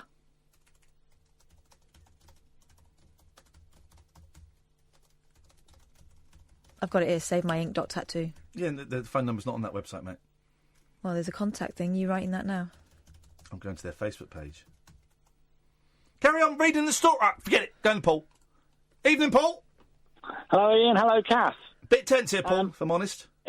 Ian, before I ask my go at the quiz, do you mind if I ask Kath a question? I don't mind at all. He's not my keeper. I don't mind. Ignore her manners. I might mind if you ask me a question. Try, though. Kath, what did you have in your flask at the live show at the weekend? I didn't have a flask. Ian had one, and he's very selfish and wouldn't share. I did share. That's just a lie. I did. It was coffee. Ian? It was half deep. What did Kath have in her flask at the weekend? It's funny you should ask. You dare. You dare. What did she have, Ian? You're going to gang up on me with this stranger. I'm not a stranger. Yeah, you are. Don't know you from Adam. I did Caller's Guess Who once. I still don't guess you. You didn't guess me. No. Ian, can I have a guess at the quiz answer? I've got a mouthful of sausage. Huh? Of course you can. What's the quiz? What quiz? What's he talking about, quiz? It's the question that you're asking. Oh, what? What are we at? What, the number wang? Yes. Yeah. Right. Is the answer India? Okay, great. You're a troll. You're a horrible, vile troll, for goodness sakes. Outrageous. Disgusting. Disgusting, man. Sorry, Catherine, what were you saying? Nothing, I finished. Okay. Did you get the guy's phone number? No. I'm not joining in. I'm not helping you because you're more than capable. Are you ringing him now? Yeah, I am actually, yeah. Cool, you've got to do the story of now. No. Come on, don't be a bell cheese. I won't hit the dick button anymore. Come on. You got to do the story because I don't know what the story was. I wasn't listening. Yeah.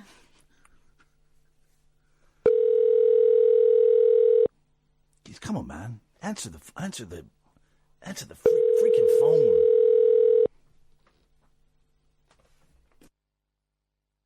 Your call has been forwarded to an automated voice messaging system.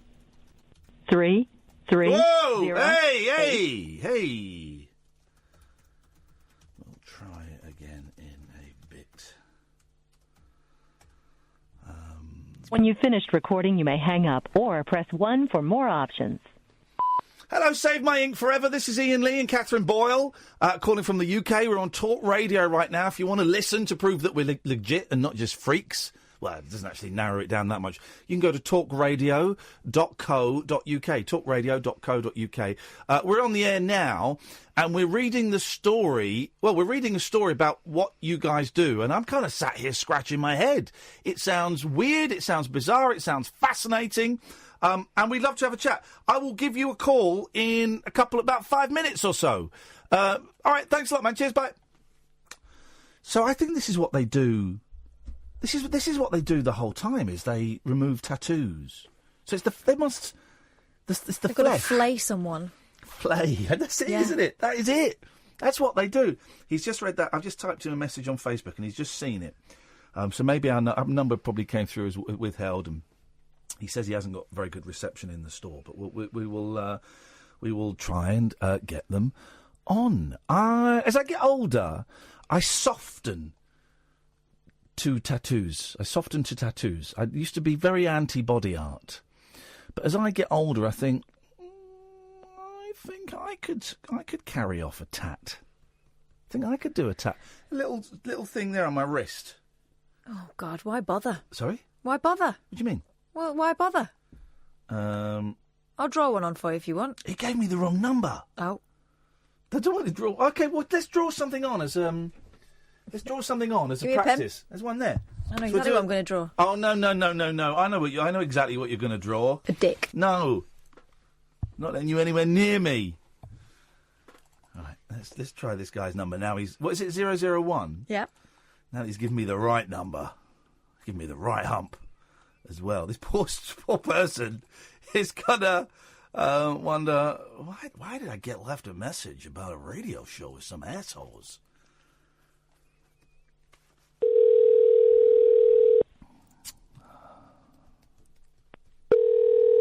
Imagine if this was the wrong number as well. He just kept giving me the wrong number. Hello? Hey, is that Kyle? It is. Hey, man, this is Iain Lee and Katherine Boyle. I've just been chatting on Facebook. You're live on Talk Radio in the UK.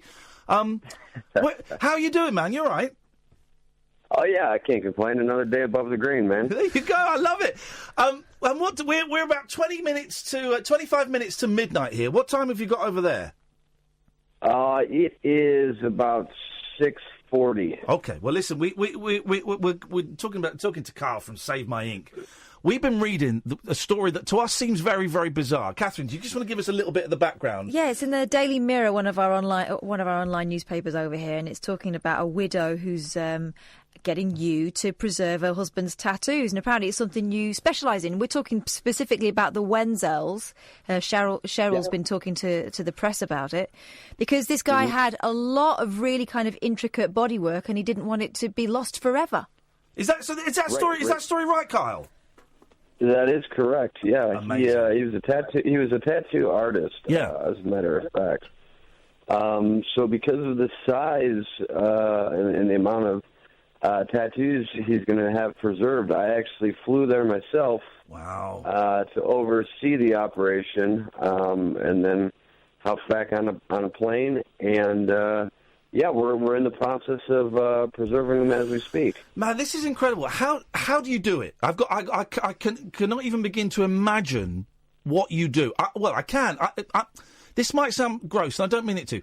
Do you take the skin off of the person? Yeah, it's surgically excised. Wow. And do you do that, or do you get a surgeon in to do it? No, I do it. I'm a mortician myself, so wow. I have some experience with a scalpel. Wow, I love the matter of fact way you say it. So, let's talk about this gentleman. What's his name, Katherine?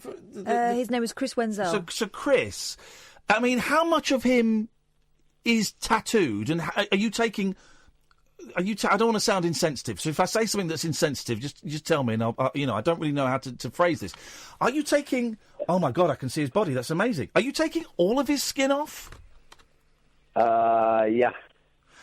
And then what do you? It was done in sections. Okay, right. Okay, well, okay. You don't kind of. So I didn't walk out of there with like a jumpsuit of skin. No, it was. It won't be Chris shaped. It was in sections. Okay, and then what do you do with it? I'm assuming you have to preserve it in some way. What's the process after you've taken the skin off? Well, so basically what happens is it's shipped back to us, and then our preservation process takes place. It takes us roughly 3 months or so, and then we frame it, and all of our framing is up to archival standards, so UV protective glass, all of that. But yeah, I mean, if you check out our website, SaveMyInk.tattoo, yeah. I mean, you can see some of the work that we've done. You know, a lot of these you wouldn't know that it is what it is if you walked by it and saw it in someone's house. You know, it looks like a piece of art, and that's kind of what we're going through for, which is why we won't do any face tattoos, any general tattoos, anything like that, because we try to keep it, you know, as dignified as possible. The way that a lot of people look at it is, you know, some of these tattoo artists are, you know, of course it's a different medium, but they're considered, you know, Picassos or Rembrandts. Oh, some of it is art. Industry. Yeah, a lot of it is actual stunning art, and to lose that to a cremation or a burial seems criminal. Right. So, yeah, you wouldn't burn a Picasso, you know. So that's kind of what we're trying to do here. So this was honestly probably the largest tattoo preservation, really since like the Yakuza suits that you see in the museum. Wow. And when did you get into it, Carl? You say you're a mortician. When did you think, do you know what, this, I want to do a bit more? What was the decision? To be quite honest with you, it's probably a night out with a couple of buddies, you know, having a few drinks, because no good story starts off with, so I had a salad. Yeah. But no, so one of our buddies kind of mentioned, he's like, hey, you know, it would be kind of cool, like if I could save this, you know, tattoo. And you know, initially we kind of laughed it off a little bit, but being in the funeral industry and having that funeral background, we kind of thought about it and we said, you know what, we could have something here. You know, tattoos. More and more people are getting tattoos. The social taboos regarding, you know, tattoos. Those walls are starting to be broken down. Yeah. You know, all walks of life now have tattoos, whether, you know, lawyers, doctors. It's not just for, you know, inmates in military. Yeah. It's anybody. And we said, you know what, I've got, you know, some tattoos myself, and it's like I know how much they mean to me. You know, tattoos tell a story about you.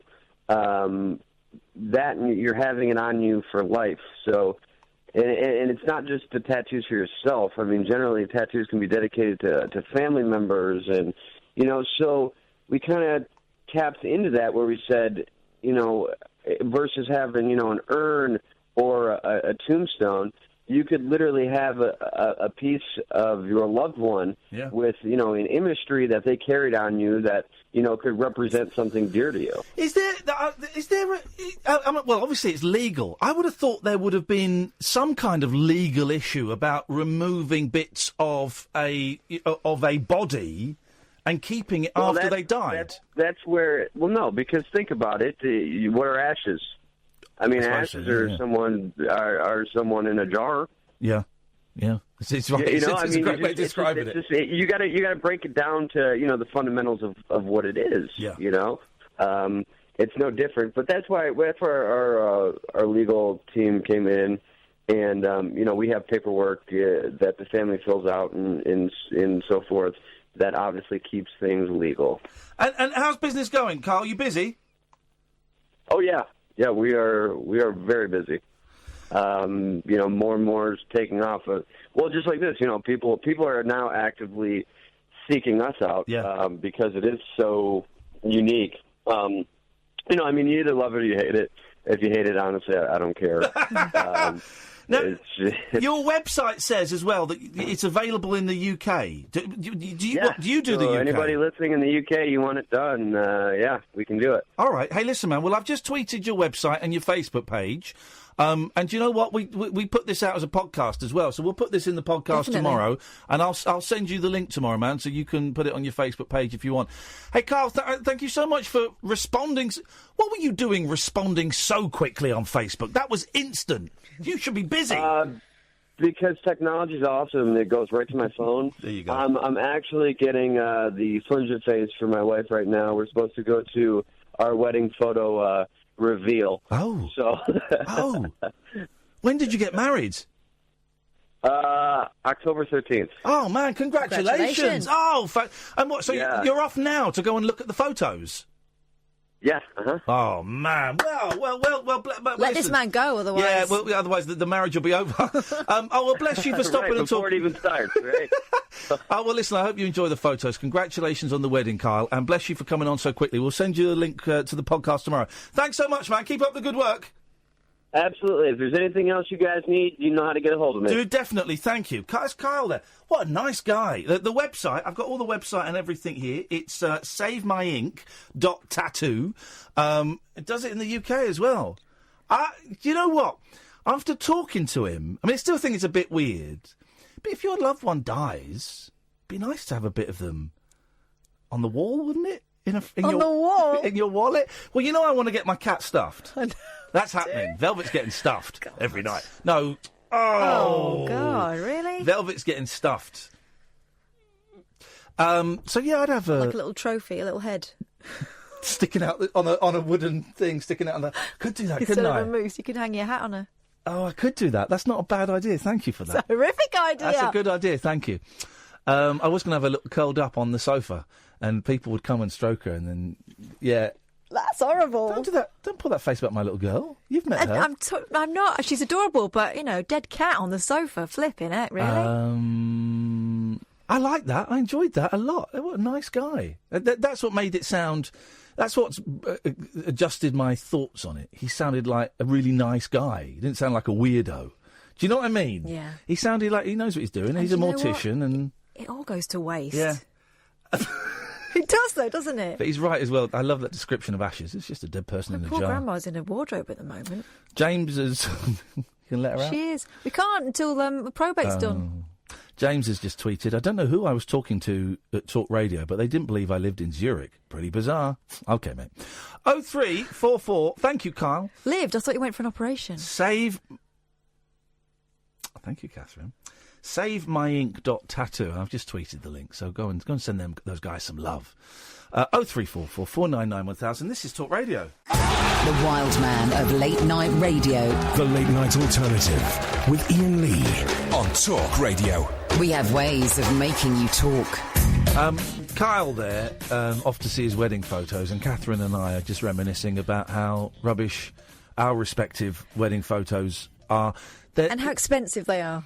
We got our my wedding photos were such a disappointment. It's like $2,000, something like that, and that's if you don't go for all the tantalising upgrades. And they weren't very good. We got better photographs. This is not an exaggeration, from my brother-in-law, who he's not a photographer, but he's a keen amateur. He likes taking photos. We got better photos from Matthew. Yeah. More interesting, less cliche, all that cliched stuff. And we said that we don't want to do the cliche stuff. No, we'll just. And he just took those. It was terrible. Ours, we had like the official ones, and we had a guy doing sort of candid shots that were a lot of those were beautiful. Yep. The candid ones, because it captured people talking to each other rather than everyone just standing in a row, like team shot. Our photographer though, what did he do? Okay, so I asked him, when you go and discuss your needs and your requirements and stuff, I said, okay, well, you can come and take pictures at my mum and dad's house, but my dress is not one that I have to be helped into, so there's no need, there's not going to be any lace-up shots or anything like that. Yeah. And besides which, what are they for? And So you don't need to be there, and you certainly don't need to come upstairs. First things first, came straight upstairs, barged in. So is this your husband? No, the photographer. Sorry, my dad hadn't seen me in the dress. I wanted my dad to see me in my dress. I wanted us to be on our own. Of course, the photographer, it kind of ruined moments. And then when we got to the hotel, they stood us on someone else's red carpet. Oh, no. Yeah, and they turned up, and we're saying, this isn't ours. It's all right, it's fine, I've arranged it. He hadn't arranged it. And ours, we missed the harpist. We had a harpist. We missed the harpist because we were going, can we go and... We missed all the people going into the... and also, you've got to buy them and their assistant dinner. Did you have to do a dinner for yours? I think so. I know what. You're getting paid $2,000 for an afternoon's work. Bring some sandwiches. Here's another thing. Bring some sandwiches. We got married in Bedford, right, in a really nice hotel. But the main feature of Bedford is the river and there's, lovely bridges. And it was in July. The whole place was in bloom. It was gorgeous. We weren't allowed to go and have our pictures taken by the river because it was a Saturday, so there'd be people there. It's like, whoa, hang on a minute. What? That's the whole point. Flip it.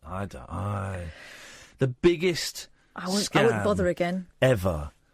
The professional wedding photographer. I'm sorry, guy. Unless you want to phone in and defend yourself, 0344 499 1000. The biggest scam. The biggest waste of money I've ever spent. Yeah, and then they try and get you to upgrade on it. Have a leather album. Why? I've looked at it about 3 times. And this was pre-digital photography, so nowadays your mates could probably get better pictures. Also, the best photos are the ones when you leave, you go to weddings and they have half a dozen instant cameras on the table, and you just, disposable cameras, and you take the pictures and you send them off, and you got all your mates having a laugh. Yeah, perfect. That's what you want. You want a nice picture of the dress. You want a nice picture of the suit, the church or wherever it is. That, and then just everyone having a laugh. A waste of money. I'm going to do it. I'm going to become a wedding photographer, and I'm going to make an absolute fortune. Jacqueline says 10:43, incorrect. Julie says 10:36. I think Julie is. I think we're assuming consensus is 36, but we don't quite know why. No, absolutely no idea why whatsoever. Gosh, considering we had a guest drop out, we've had a pretty good. I've got another hour to go. Oh nuts!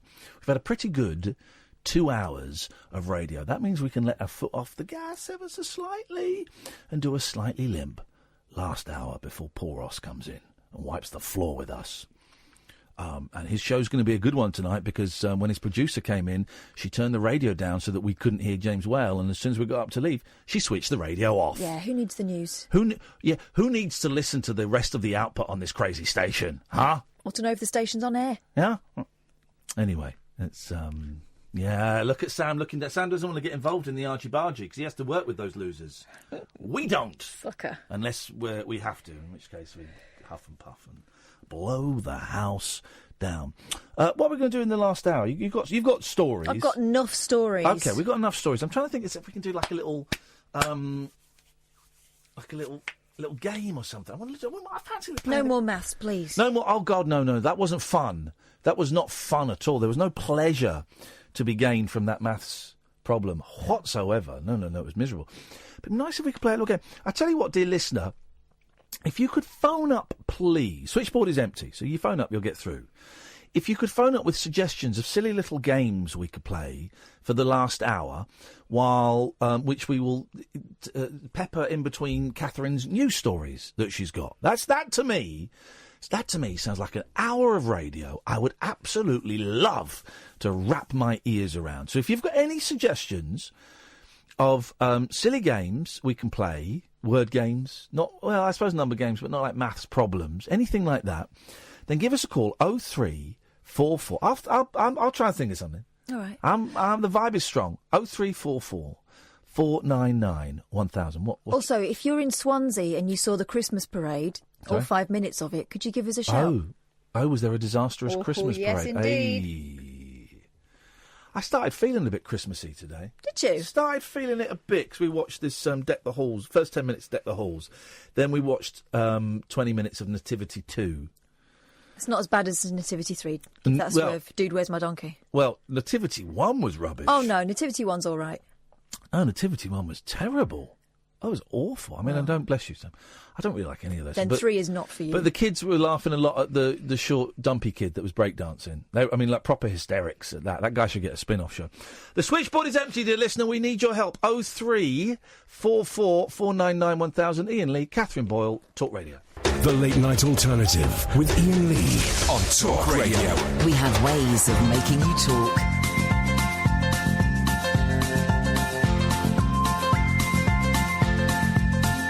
There's a voice that keeps on calling me. Down the road, it's where I'll always be. Every stop I make a new friend. Can't stay for long, just turn around and I'm gone again. Maybe tomorrow I'll wanna settle down. Until tomorrow I'll just keep moving on. Down this road that never seems to end. When new adventure lies just around the bend. So if you wanna join me for a while, just grab your hat, come travel light, that's old style. Maybe tomorrow I'll wanna settle down. Until tomorrow, the whole world is my home. So if you wanna join me for a while, just grab your hat, come travel light, that's old style. Maybe tomorrow I'll wanna settle down. Until tomorrow, I'll just keep moving on.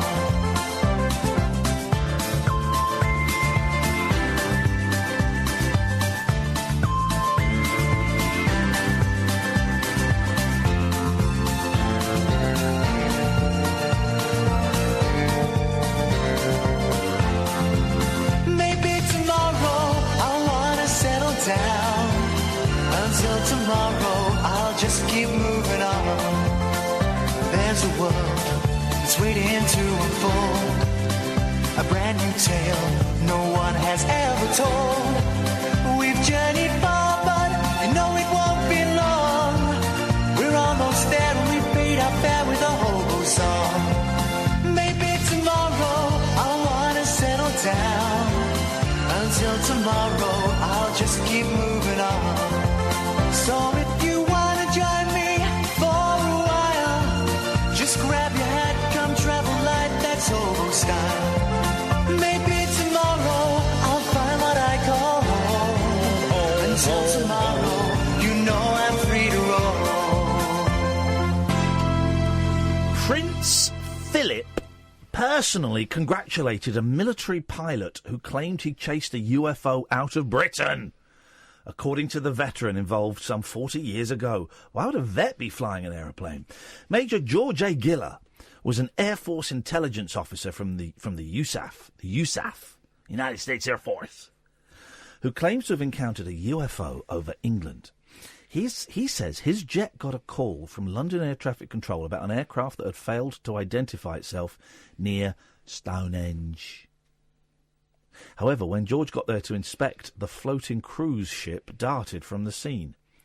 We were up at 33,000 feet, and the UFO was down at about 1,000 feet.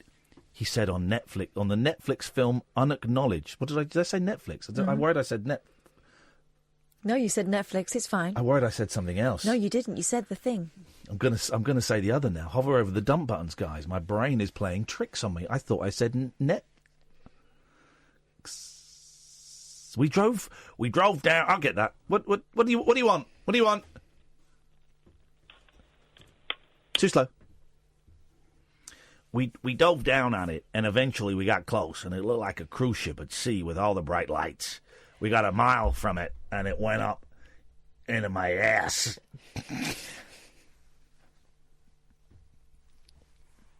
You're really tickling yourself tonight, aren't you?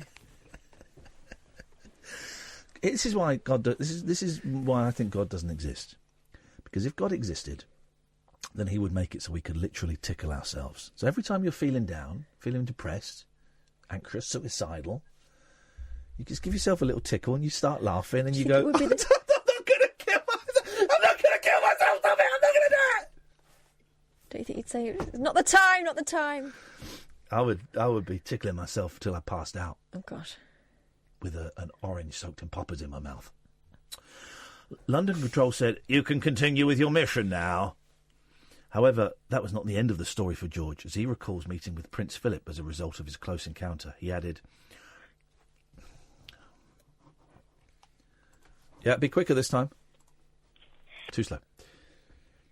"Apparently Prince Philip thought it was very important and invited us to dinner. He knew all about the fact we chased the UFO and made me a believer in it since. When someone of his stature indicates they are real and from another planet, it's very convincing." But he's from another planet? Blah, blah, blah, blah, blah, blah, blah, blah, blah, blah, blah, blah, blah. Thank you very much indeed. Catherine Boyle. 0344 499 1000 is the telephone number. Can someone give us a call, please, for the love of all that is good? OK, here's one. Man hid camera in men's bathroom to see if his penis was normal size. Oh, it's a good one. We don't know what's normal. Seems legit. He's got done for it, so I wouldn't copy him. A man who hid a camera inside a men's bathroom at a French supermarket told investigators he did it because he was insecure about the size of his manhood. Yeah. The 26-year-old agricultural vehicle shop owner, Tractor, why don't you just write Tractor? Owner wanted to make sure his penis was quote-unquote normal, he claimed. He filmed male customers on 4 occasions between May last year and June this year, saying his insecurity stemmed from the fact he was not having sex with his partner.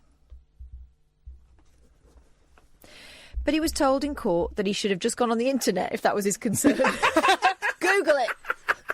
Google it.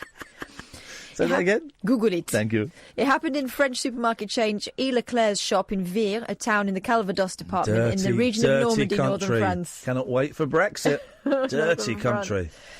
The man, who cannot be named for legal reasons, dirty pervert, told authorities... Oh, say that again. Dirty pervert. I wanted to compare myself to other men. The hidden camera was discovered by the supermarket security officer 3 months ago, and he then reported the incident to the shop's management and local police. It was not difficult for the authorities to identify and locate the suspect, as he'd reportedly filmed himself by accident, as well as the interior of his car. Wow, he's not Lex Luthor, is he? According to police... Well, Lex Luthor is not actually he's not a particularly competent villain either. Well... So you could have... It was not the best. All right, so who would he have? We wouldn't know his name, would we? Osama bin Laden. He did film himself a lot, though. Osama bin Laden digging in the garden. Oh, look, he's found a bomb. Wow. There you go, that worked. Thank you for that. The search carried out at his home led investigators finding more videos of men in the toilet. Gosh, he was very worried about the size of his Is he a penis. Spanish film director? The men.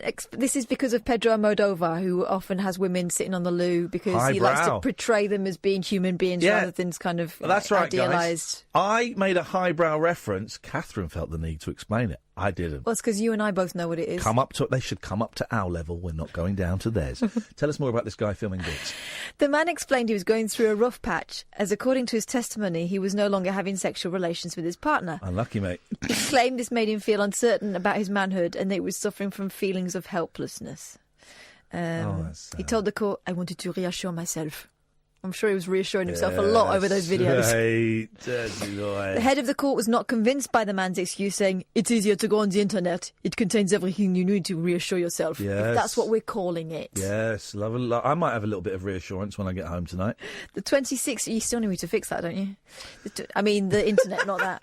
I'll fix it on my own. The 26-year-old received a suspended 6-month prison sentence. In addition to it, the public prosecutor had requested a €1,000, which, by the way, is £891.08 fine. However, his suggestion was not followed. There's been no official reaction from Leclerc. 0344 499 1000. Time for me to read you one song.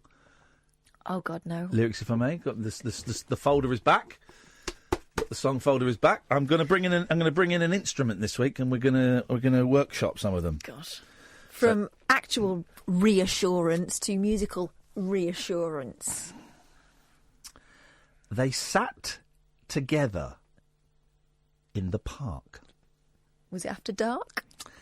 As the evening sky grew dark. Of course they did. But this is the little thing I like to do, third rhyme. She looked at him and he felt a spark. Because his name was Mark. Tingle to the bones. Oh. Quite nice, isn't it? Now it's atmospheric and you can feel that there's like a connection between these two, very powerful. You're assuming they know each other and it's not just him being a pervert. They walked along by the old... I missed a bit.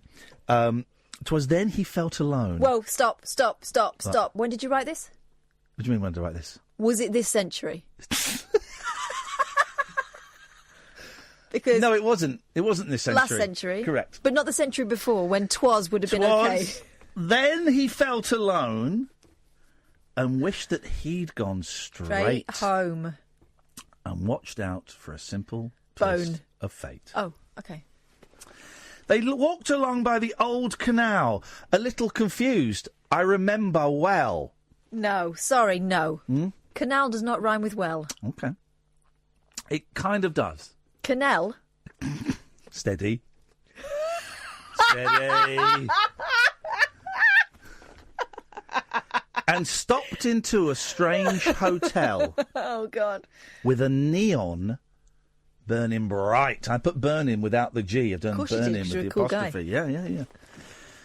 He felt the heat of the night hit him like a freight train. Of course.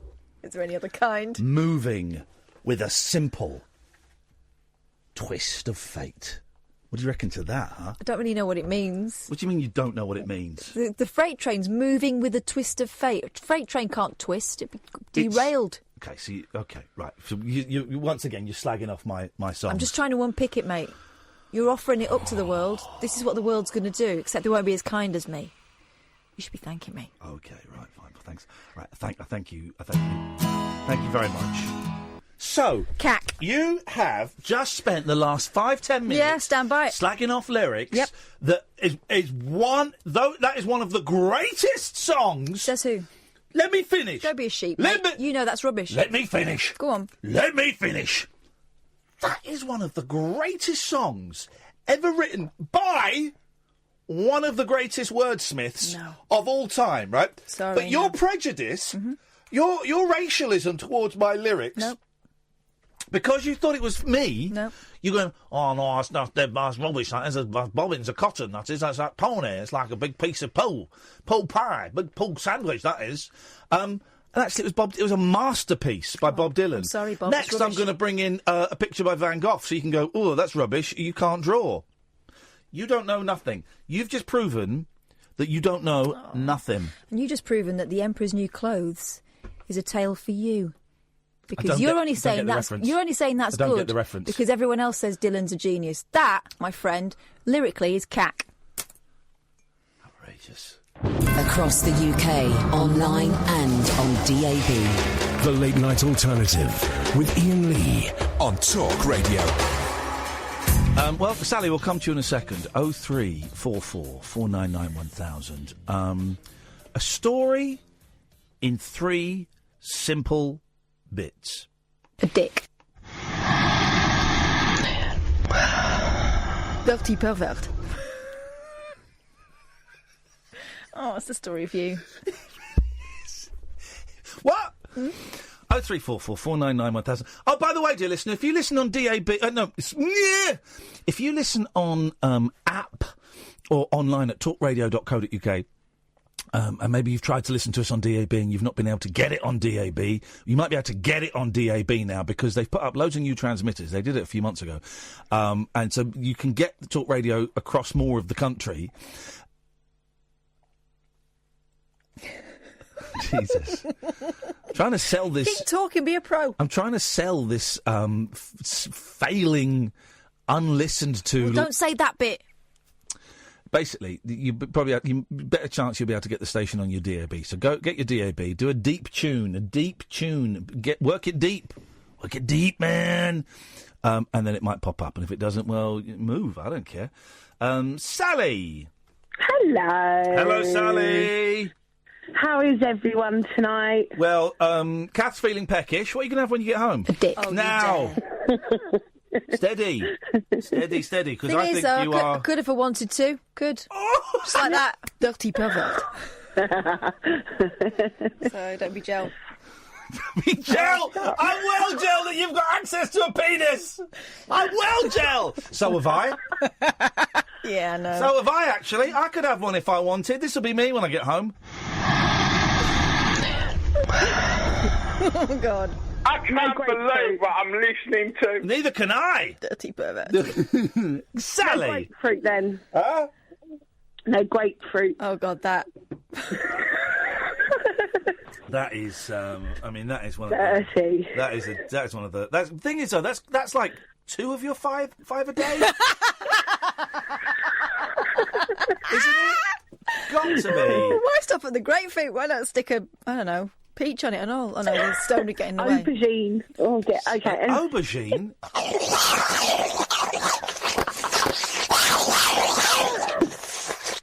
It's a wild animal attack.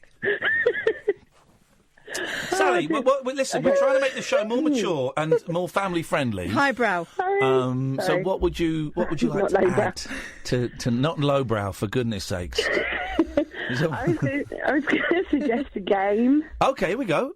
Okay. Yep. It was a game that we played after Sunday lunch every Sunday. Okay, And Will it hide the sausage? Oh. Catherine, for crying out loud. You might have one left over. Dirty pervert. Okay, and it's called. Who has a sausage left over who has a sausage for Sunday lunch, and who has any left over? You might have too much sausage on your plate. Never. Well, I do pigs in blankets, so. I bet you do. Yeah. I would not say yes, but I certainly would not say no. Okay. No. You're a fanny. Hello. Hello. I wipe my dog's bums. I wipe my dog's bums. All right? I wipe my dog's bums. Oh. Dirty pervert.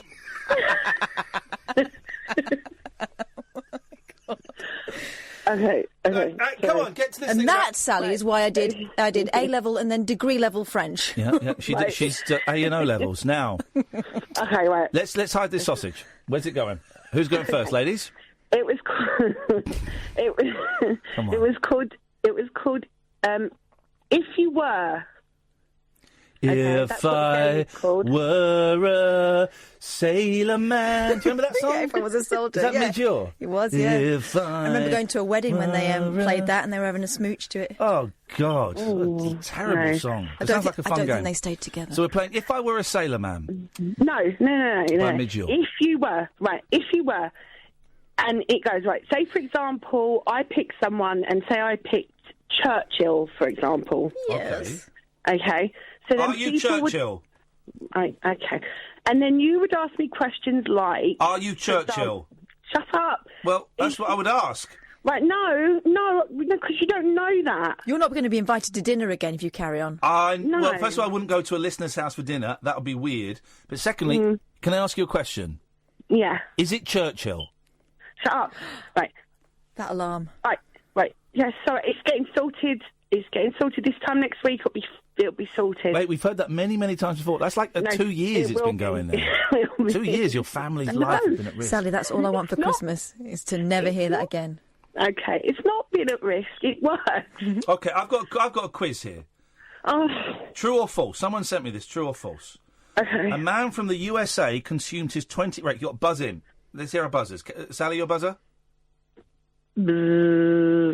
Oh, we did. I haven't got it to hand, sorry. Your buzzer? My buzzer. A man from the USA consumed his 26,000th Big Mac on the 11th of October 2012 after eating at least one a day for 40 years. True. You know, because you've got the answer in front of you. Great, I'm scrolling up. True or false? The longest distance... And you've got to wait. You've got to wait until I finish the question. Why? Because otherwise you're being a bell cheese. Well, it's false. Right. Okay. Well, the fastest time. False. False. No, I did it first. It is the question. Is the fastest time to eat 15 Ferrero Rocher is 1 minute 10 seconds, and it's false. It's 2 minutes 22 seconds. Right. The record. False. I think it's 2,188. Let's read. Let's see. The record for the most needles inserted into the head is 15,000. God. False. Oh. True. The world's longest legs belong to a Russian lady. True. All right, I'm going to put the heating down because I've turned it up to make Catherine happy and she's done nothing but complain. Let's play... The damage is done, mate. The damage is done. Let's play Churchill. Because at least I've got one friend who lent me his hoodie without any without any conditions. Ow. Sam's not a friend. Yes. Sam is a shit. Sam. Right, Sally, let me ask... Right, Sally, my turn to ask you a question. I'm going to ask you a question. Right? Why's your mic not working now? Sam, outrageous. What a shame. I'm going to give him a punch in a minute. Sam, let me ask you a question? Yeah. Are you Churchill? Right. I'm giving it as it. I'm giving I think it I know. Churchill. Oh, do you want to play this game or not? Yes, I do. Okay. Sure. Hang on, Simon. Yeah. Do we want to play this game? Yeah, go on. Go on then, Sally. We're playing the Churchill game with Sally. Okay. Where Sally is Churchill and we have to guess Churchill. Let's go. Fingers crossed. Right. For example, if I were Churchill, I'd picked Churchill. Yes. So I got it right. Round two. My turn. Oh, I picked Churchill. Catherine. Are you Churchill? Yes, correct. That's one. That's two. It's one to me, one to Catherine. Guess who I am? Yes. Are you Marcus Churchill? No. Oh. Who's Marcus Churchill? He's a radio presenter. He's worked here before. Is he? Yeah. Oh, I don't know him. Are you Churchill? Yes! Hey! That was a great game. This is But Sorry? can I not explain it? Because it's fun. I think we've got it. No, but you haven't. Okay, go on then. Wait a minute. Guess who Simon is? Simon, are you Churchill? Oh. Yes, man! I storm into the lead. I love it. This is a good game, Sally. I'm playing this at Christmas with the kids. Right, go on. Okay. So you're Churchill. No, right. Do you have to try and make your face look like him? No, my face will never look like his. No.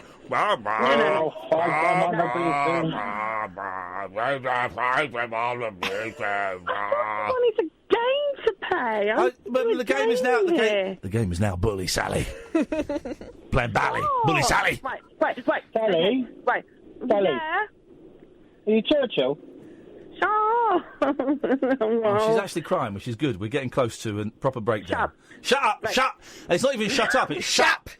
Shut. Shut.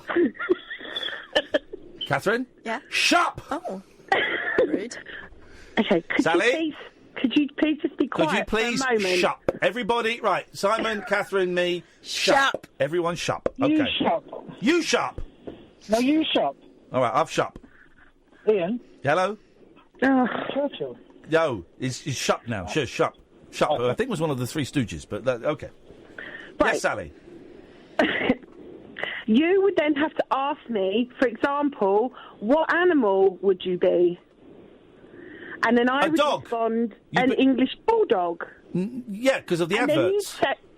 And then you'd ask, well, what drink would you be? And I'd say, I don't know, brandy or something. Well, hang on, you don't know, but you're just going to say brandy or something. Any drink, Yeah, all but the drinks for brandy, Churchill, wasn't it? Yeah, he's a boozer. Brandy, he was an didn't he? alcoholic, yeah. You know. And at what point do I say... Churchill's bogies. Sorry. At what point do I say Churchill? Well, when you've asked many questions. You've asked many questions. All right, let's go. When you realise who it is. Churchill. All right, let's go. Oh, for God's sake. By the way, if you don't pick Churchill on the first one, Sally, then you ain't a friend of this show. I'm not picking Churchill. All right, I'll go first then. Right, who am I?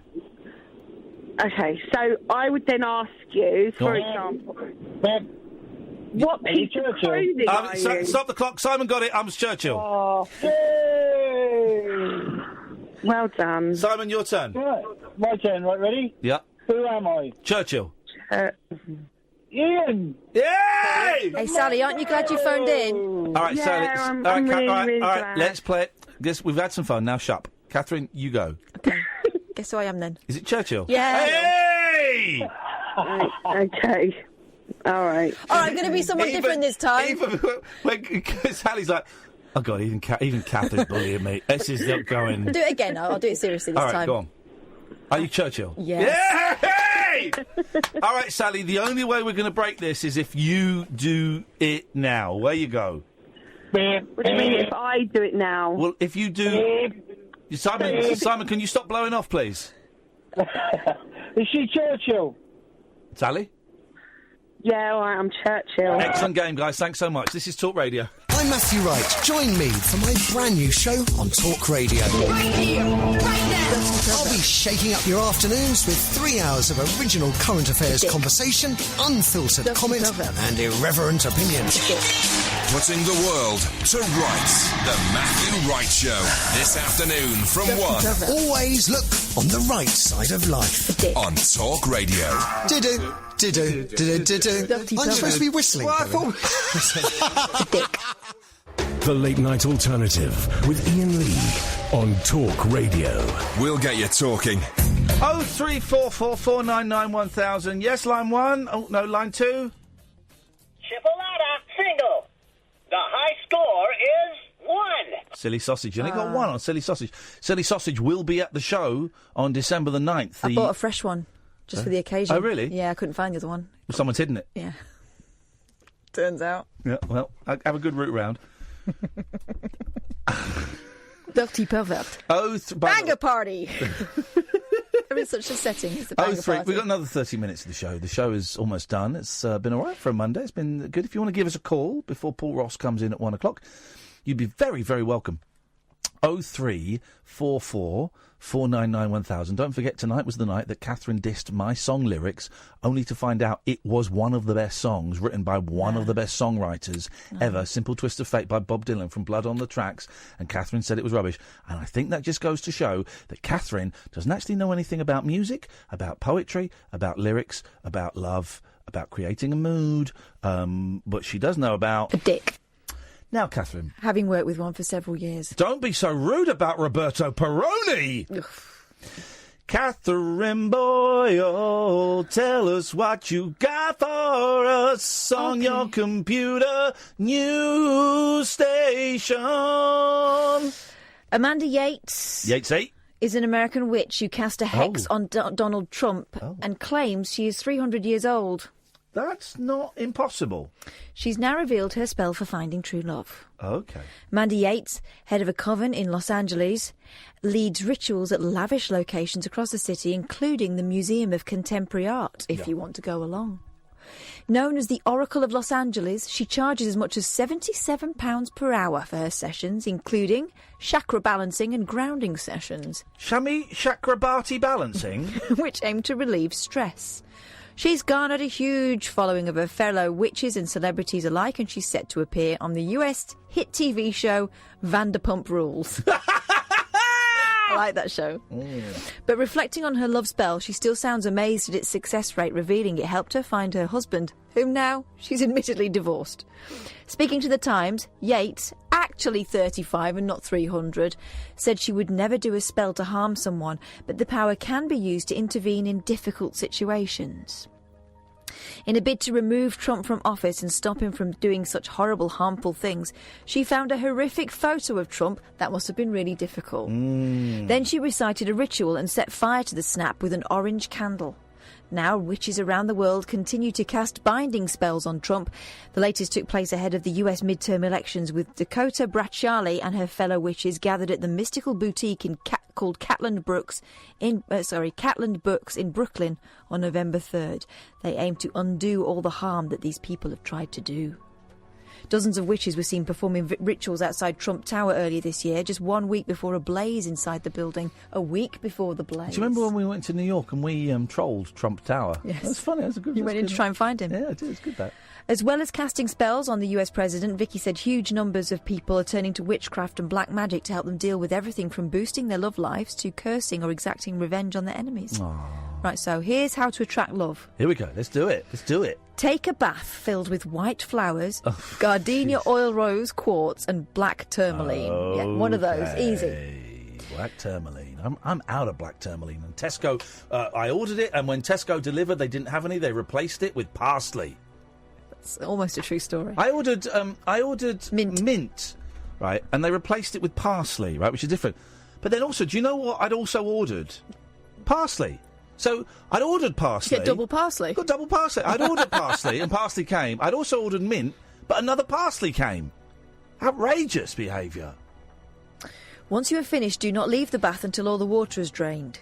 Every night until a full moon appears, write down 6 things you like about yourself. On the night of the full moon, burn a pink candle mixed with the oil of gardenia.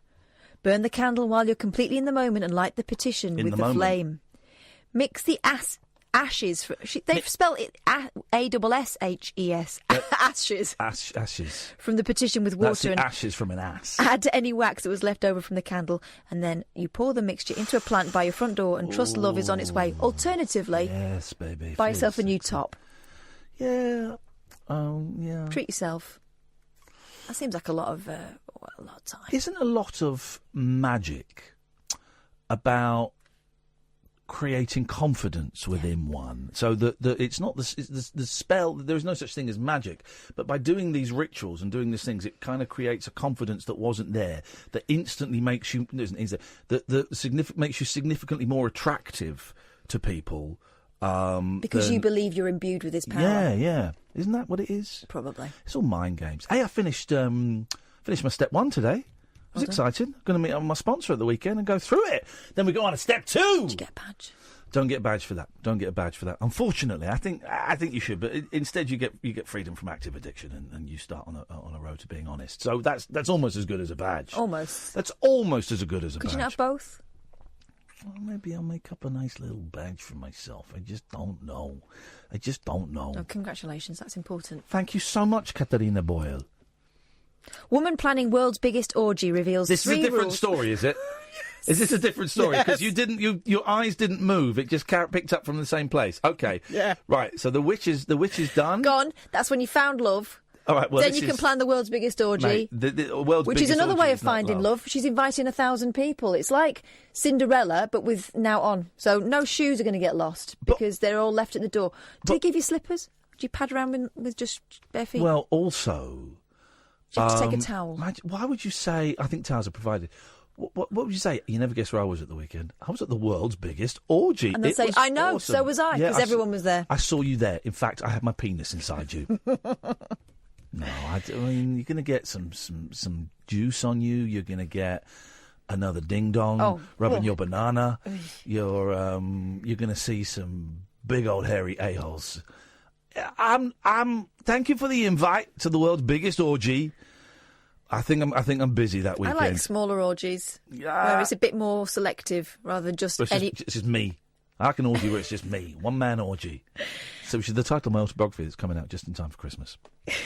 An events planner is hoping to organise the world's largest orgy and smash a new record. Smash, yeah, exactly. What's the whole point? Well, you're going to go to the orgy unless you're going to smash. Pearl Derriere, who stopped counting her sexual partners when she hit 100. Isn't it funny how some people's names really fit their jobs? Predestination. Yeah. She's 21. And she's aiming to have 1,000 people at the event, beating the Japanese record of 500. Beating the Japanese. And the 29-year-old has some strict rules revellers must follow, including bringing a friend, wearing condoms and ditching mobile phones. I don't think that sounds as strict as I would like. She also is an advocate of the sex-positive movement, which embraces safe and consensual sex experimentation. She said, people may think my lifestyle makes me greedy for sex, but that isn't the case. But I stopped counting how many people I slept with once it hit over 100. She was counting, though. 99, 100, I forget. Exactly. Hang on. People assume sex parties are something which have surfaced very recently. No, they don't. The truth is they've always existed. They've just been underground and under our noses the whole time. Well, that's You'd smell distracting. that. You would smell that. There's a definite whiff of a sex party somewhere here. Pearl, who will attend the mass orgy. Pearl's a ringer. The date and She location stands of up which when she plays on a penis. will remain in an orgy. will remain a closely guarded secret within the sex-positive community. Worked in an insurance company before moving into the sex industry in 2012. Well, in her office job, she claims to have been sent to HR because of a relationship with a married woman at work had made her co-workers feel uncomfortable. Well, if it was under their noses the whole time. Guys, you're under the desk here. I'm really trying to do these orders for Roger. Can you two go and have sex somewhere else, please? Despite her girlfriend's husband giving it his blessing. Yeah, I bet he did. Still openly polyamorous. What's her name? Blowjob Derriere? Pearl Derriere. Okay. Still openly polyamorous, enjoying a relationship with more than one partner. Yeah, we get it. She's 21. She currently lives with her boyfriend, Dan Patrick, 35, who works in hospitality. So does she. And visits her homemaker girlfriend, Tommy Taylor. I don't know what that phrase means. Homemaker. Homemaker, stay-at-home mum, I guess. Girlfriend Tommy Taylor in Dallas. Tommy Taylor. Her partners, who have shared a bed with her but not had sex together, are also happy for her to have casual liaisons with other people at orgies. Wow, this relationship is really doomed to fail. Which one? All 18 of them. Explaining her open relationship, Pearl, who lost her virginity to a boy at 16 and had her first group sex the following year. Yeah, I would shave at 2 or 3 years off both those figures, if I'm completely honest. For me, I could never imagine one person fulfilling my every physical and emotional need for the rest of my life, which is why being a poly swinger suits me. Dear. Yeah. She's only a baby. 21. She's a baby. I tweeted that maths problem. Yeah. And there's lots of people have responded, and some have got the answer right, some have got the answer wrong, some have said, well, here's one. It's a lovely picture of a young lady called Sarah. And her tweet is, seriously, my 8-year-old's homework is the same. It's so hard, I spend more time Googling the question to understand it before I can work out an answer than like a red, frustrated emoticon. She sounds like a really lovely mum. Her Twitter handle, Shagamuffin. This is Talk Radio. The radio show for people who know the best part of the day is the night. The Late Night Alternative with Iain Lee on Talk Radio. We'll get you talking. Oh, dear, what can the matter be? I was sneezing into a battery. Right, last 15 minutes of the show. If you want to give us a call, now is a great time. Although the calls tend to die off in this bit, and that's absolutely fine. But the number is 0344 499 1000. Catherine's wearing the hoodie of her boyfriend, Sam. So hopefully she can stop mooning over him. I mean, mooning in the kind of the traditional sense, not the anal sense. And tell us a story about Swansea and why it sucks there. Listen, mate, don't hate, congratulate. Hey! I won't be late. I'm going to masturbate at the station for the nation. A Christmas market has been labelled inappropriate, that, because I'm about to talk about something that's supposed to be family friendly. Listen, tomorrow we start with the family friendly show. A Christmas market has been labelled by some as the worst ever. Well, that's harsh. After leaving many parents and children disappointed, Swansea's annual festivities saw scores of people gather in the city centre on Sunday afternoon before the main event got underway at 5 p.m. However, following the underwhelming spectacle, many have since taken to social media. Where was this, Swansea? Yeah. Swansea's quite a big place, isn't it? Yeah, to complain about the disappointing number of floats included in the parade. Ooh. Similar angry comments were made about the event 2 years ago as the traditional parade was ditched in favour of acrobats suspended beneath a giant arch and a giant balloon. But so last year they got it right? Yes. Well, so what was this year's then? Well, this year's festivities, according to Donna Griffiths, aged 36, from Blenny Mice, is that how you say it? Felt as though she wasted her time after taking her 5-year-old son to the parade. She said, "It was absolutely disgusting. There were only 3 lorries, one with Santa on, one with panels, another with ice, and they had nothing to do with Christmas." I'll stop now. My son got bored and wanted to go home.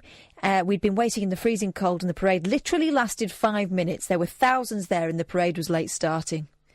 Last year was meant to be amazing, and I was gutted I missed it, so I made a point of going this year. But my son was nagging to go home, and you could see the disappointment on his face.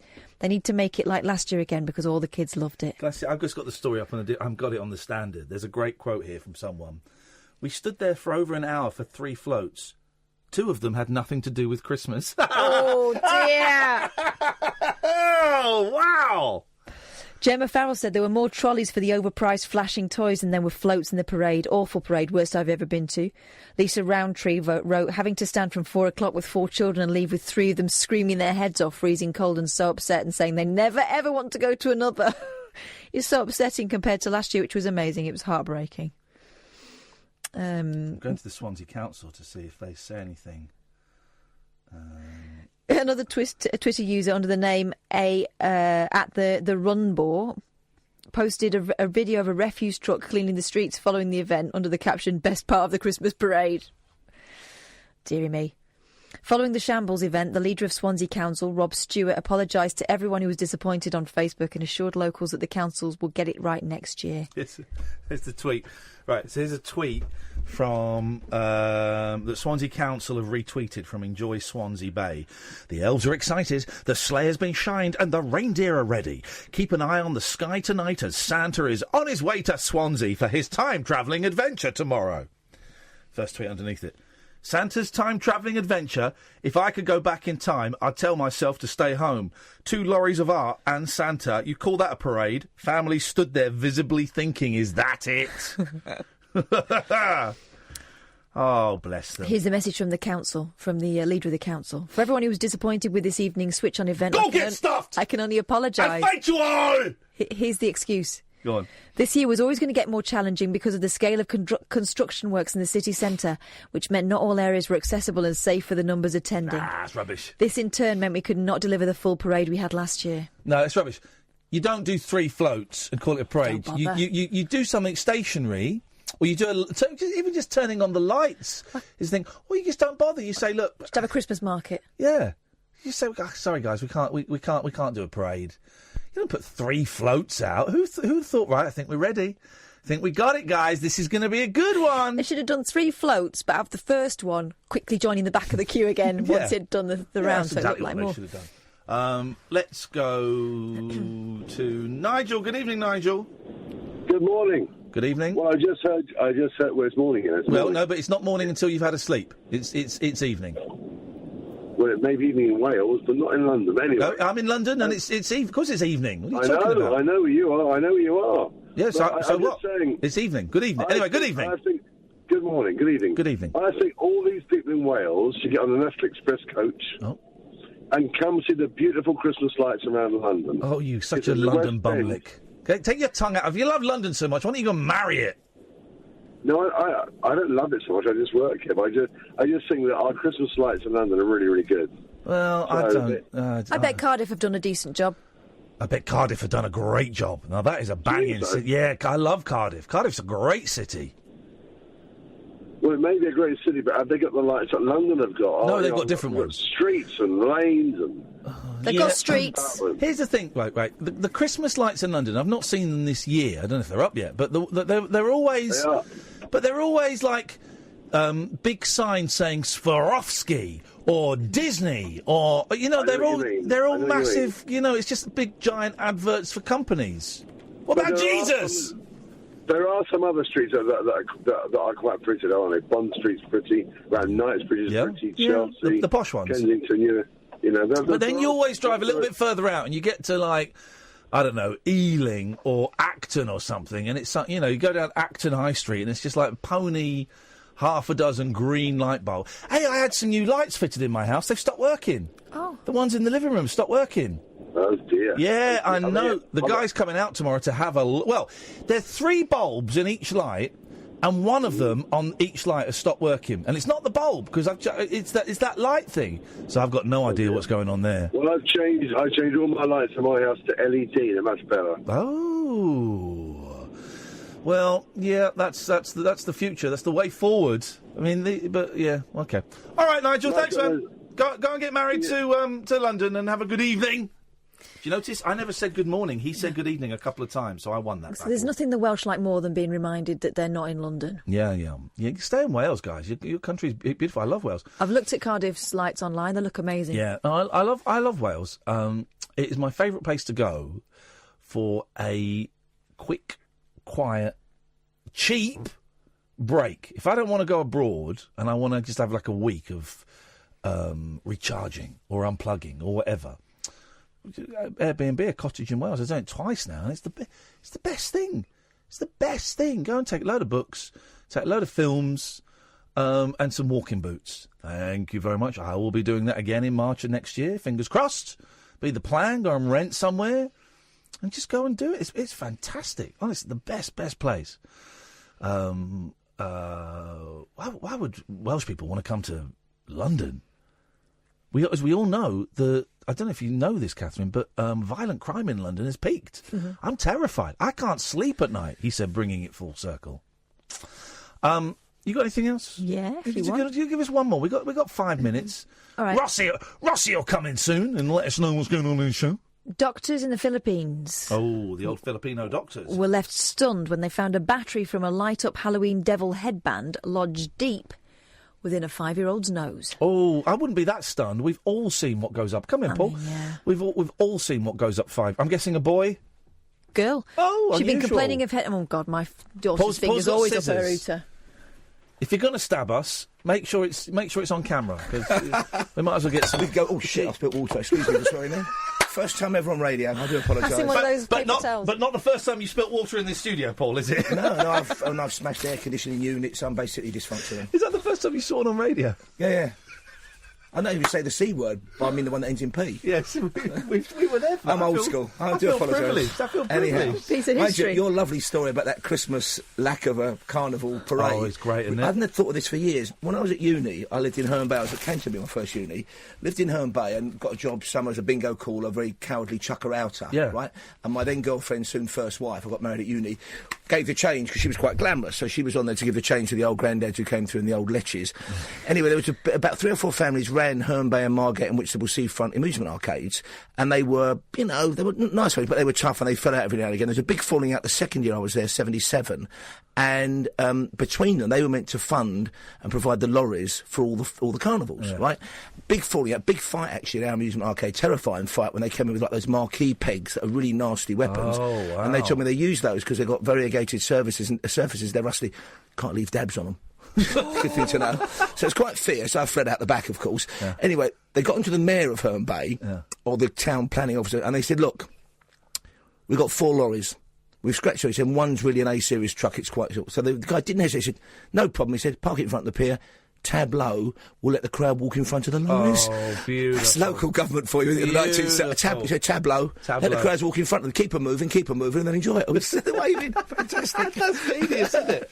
What have you got on your show tonight, Well, Paul I've been Ross? waiting for this since I was condemned to this shift, and it's we're going to Utqiagvik. I'll probably mispronounce that. It's the northernmost town, only 4,000 people in the USA. It's well inside the Arctic Circle. Okay, 120 days a year. The temperature doesn't go above freezing. The sun has set there now. It will not be above the horizon for 65 days. I'd love to It's see the that. first day of so 65 days of night. So of course, what must it be like? It's not. None of these towns are paved because of permafrost, and they live there all year round. I would love to experience And that. we're speaking to a man who's a teacher there, also runs the local museum, very big Inupiat community, I think they're called, and he's not from the area. What, I mean, wouldn't it be lovely to... But why would you move there all... Fascinating. So I can't wait for that. 65 days of night. That is incredible. And people are moaning... I was filling the car with petrol. Oh, it's got a bit itchy my crutches today, a bit chilly. Chilly? Go to Utqiagvik. I'd say 65 days of night. But in the summer, it's bright for 40 days. The sun doesn't set. Right.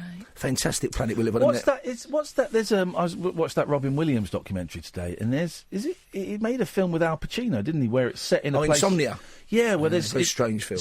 It's not a great film, but I'm fascinated by those places where it is. It's like daylight for 6 months on an end. I love all that. It's worth looking up. I mean, it's easiest to Google it on or search engine it, whatever you say, via Barrow Bay, because it only changed its name to this Inupiat name 2 years ago. Yeah. But it just, don't you think it'd be fascinating? Yeah, and what was the first? I mean, obviously, I think it's one of the oldest settlements, permanent settlements in the Americas. Been there 1,500 years. But I wonder what the first Europeans made of it. Yeah. Because one day the days are getting shorter and shorter. One day the sun goes down, doesn't come up for 2 months and a week. The devil. But there must be people must go nuts there. There's got to be there's got to be a lot of mental. Well, some people do illness suffer there. from that sad thing, don't they? Seasonal affective disorder. Yeah. But I presume they must have amazing strip lighting. But look at it. I mean, they get quite a lot of tourism for people go round when they go those Arctic Circle trips, the Americans, and they stop, but only in the summer months. Yeah. But they must have amazing strip lighting. What would you do for 65 days with no light? Well, steady. Phone Pearl's a swinger. You were serenading earlier on. That's what we'll do. Anything else you've got? Oh yeah, well, we've got 4 hours. Well, we've got again, and I'm really looking forward to this. Bristol Zoo last week launched the first. They've created a computerised but interactive game for their gorillas to keep them occupied. They monitor them, and what they do is they have to do various challenges. It's a kind of touch-screeny thing, but also elements of a genuine physical life, to get a monkey nut out of the bottom, and then they're rewarded. They've been fighting they've been queuing orderly for games at the first go-round, and now there's a bit of fighting going on. Yeah. They put them just beyond the fence. That arcade you worked in Absolutely, in the 70s. They'll be there with their marquee tent pens. Yeah. Don't leave any dabs. No. Drop it straight away. Well, this is what I've just had a brilliant idea, and this is genuinely a great idea. Why don't you, monkeys in zoos, give them virtual reality headsets and make them think they're in the jungle? Wouldn't that solve? No, hang on a minute. They just sit around all day, the poor devils, wouldn't they? No, but they'd run around like, we're in the jungle. This is. I've only got a minute. I can't explore this idea. This is a terrible idea. This is terrible. It sounds a bit dangerous, mate. This is what people. Have you not seen any science fiction dystopian films? This is what people said to Noah, and yet he was the last person that was alive. He left the unicorns behind, didn't he? He did leave the unicorns alive, and I believe he had sex with his daughter as well. I think.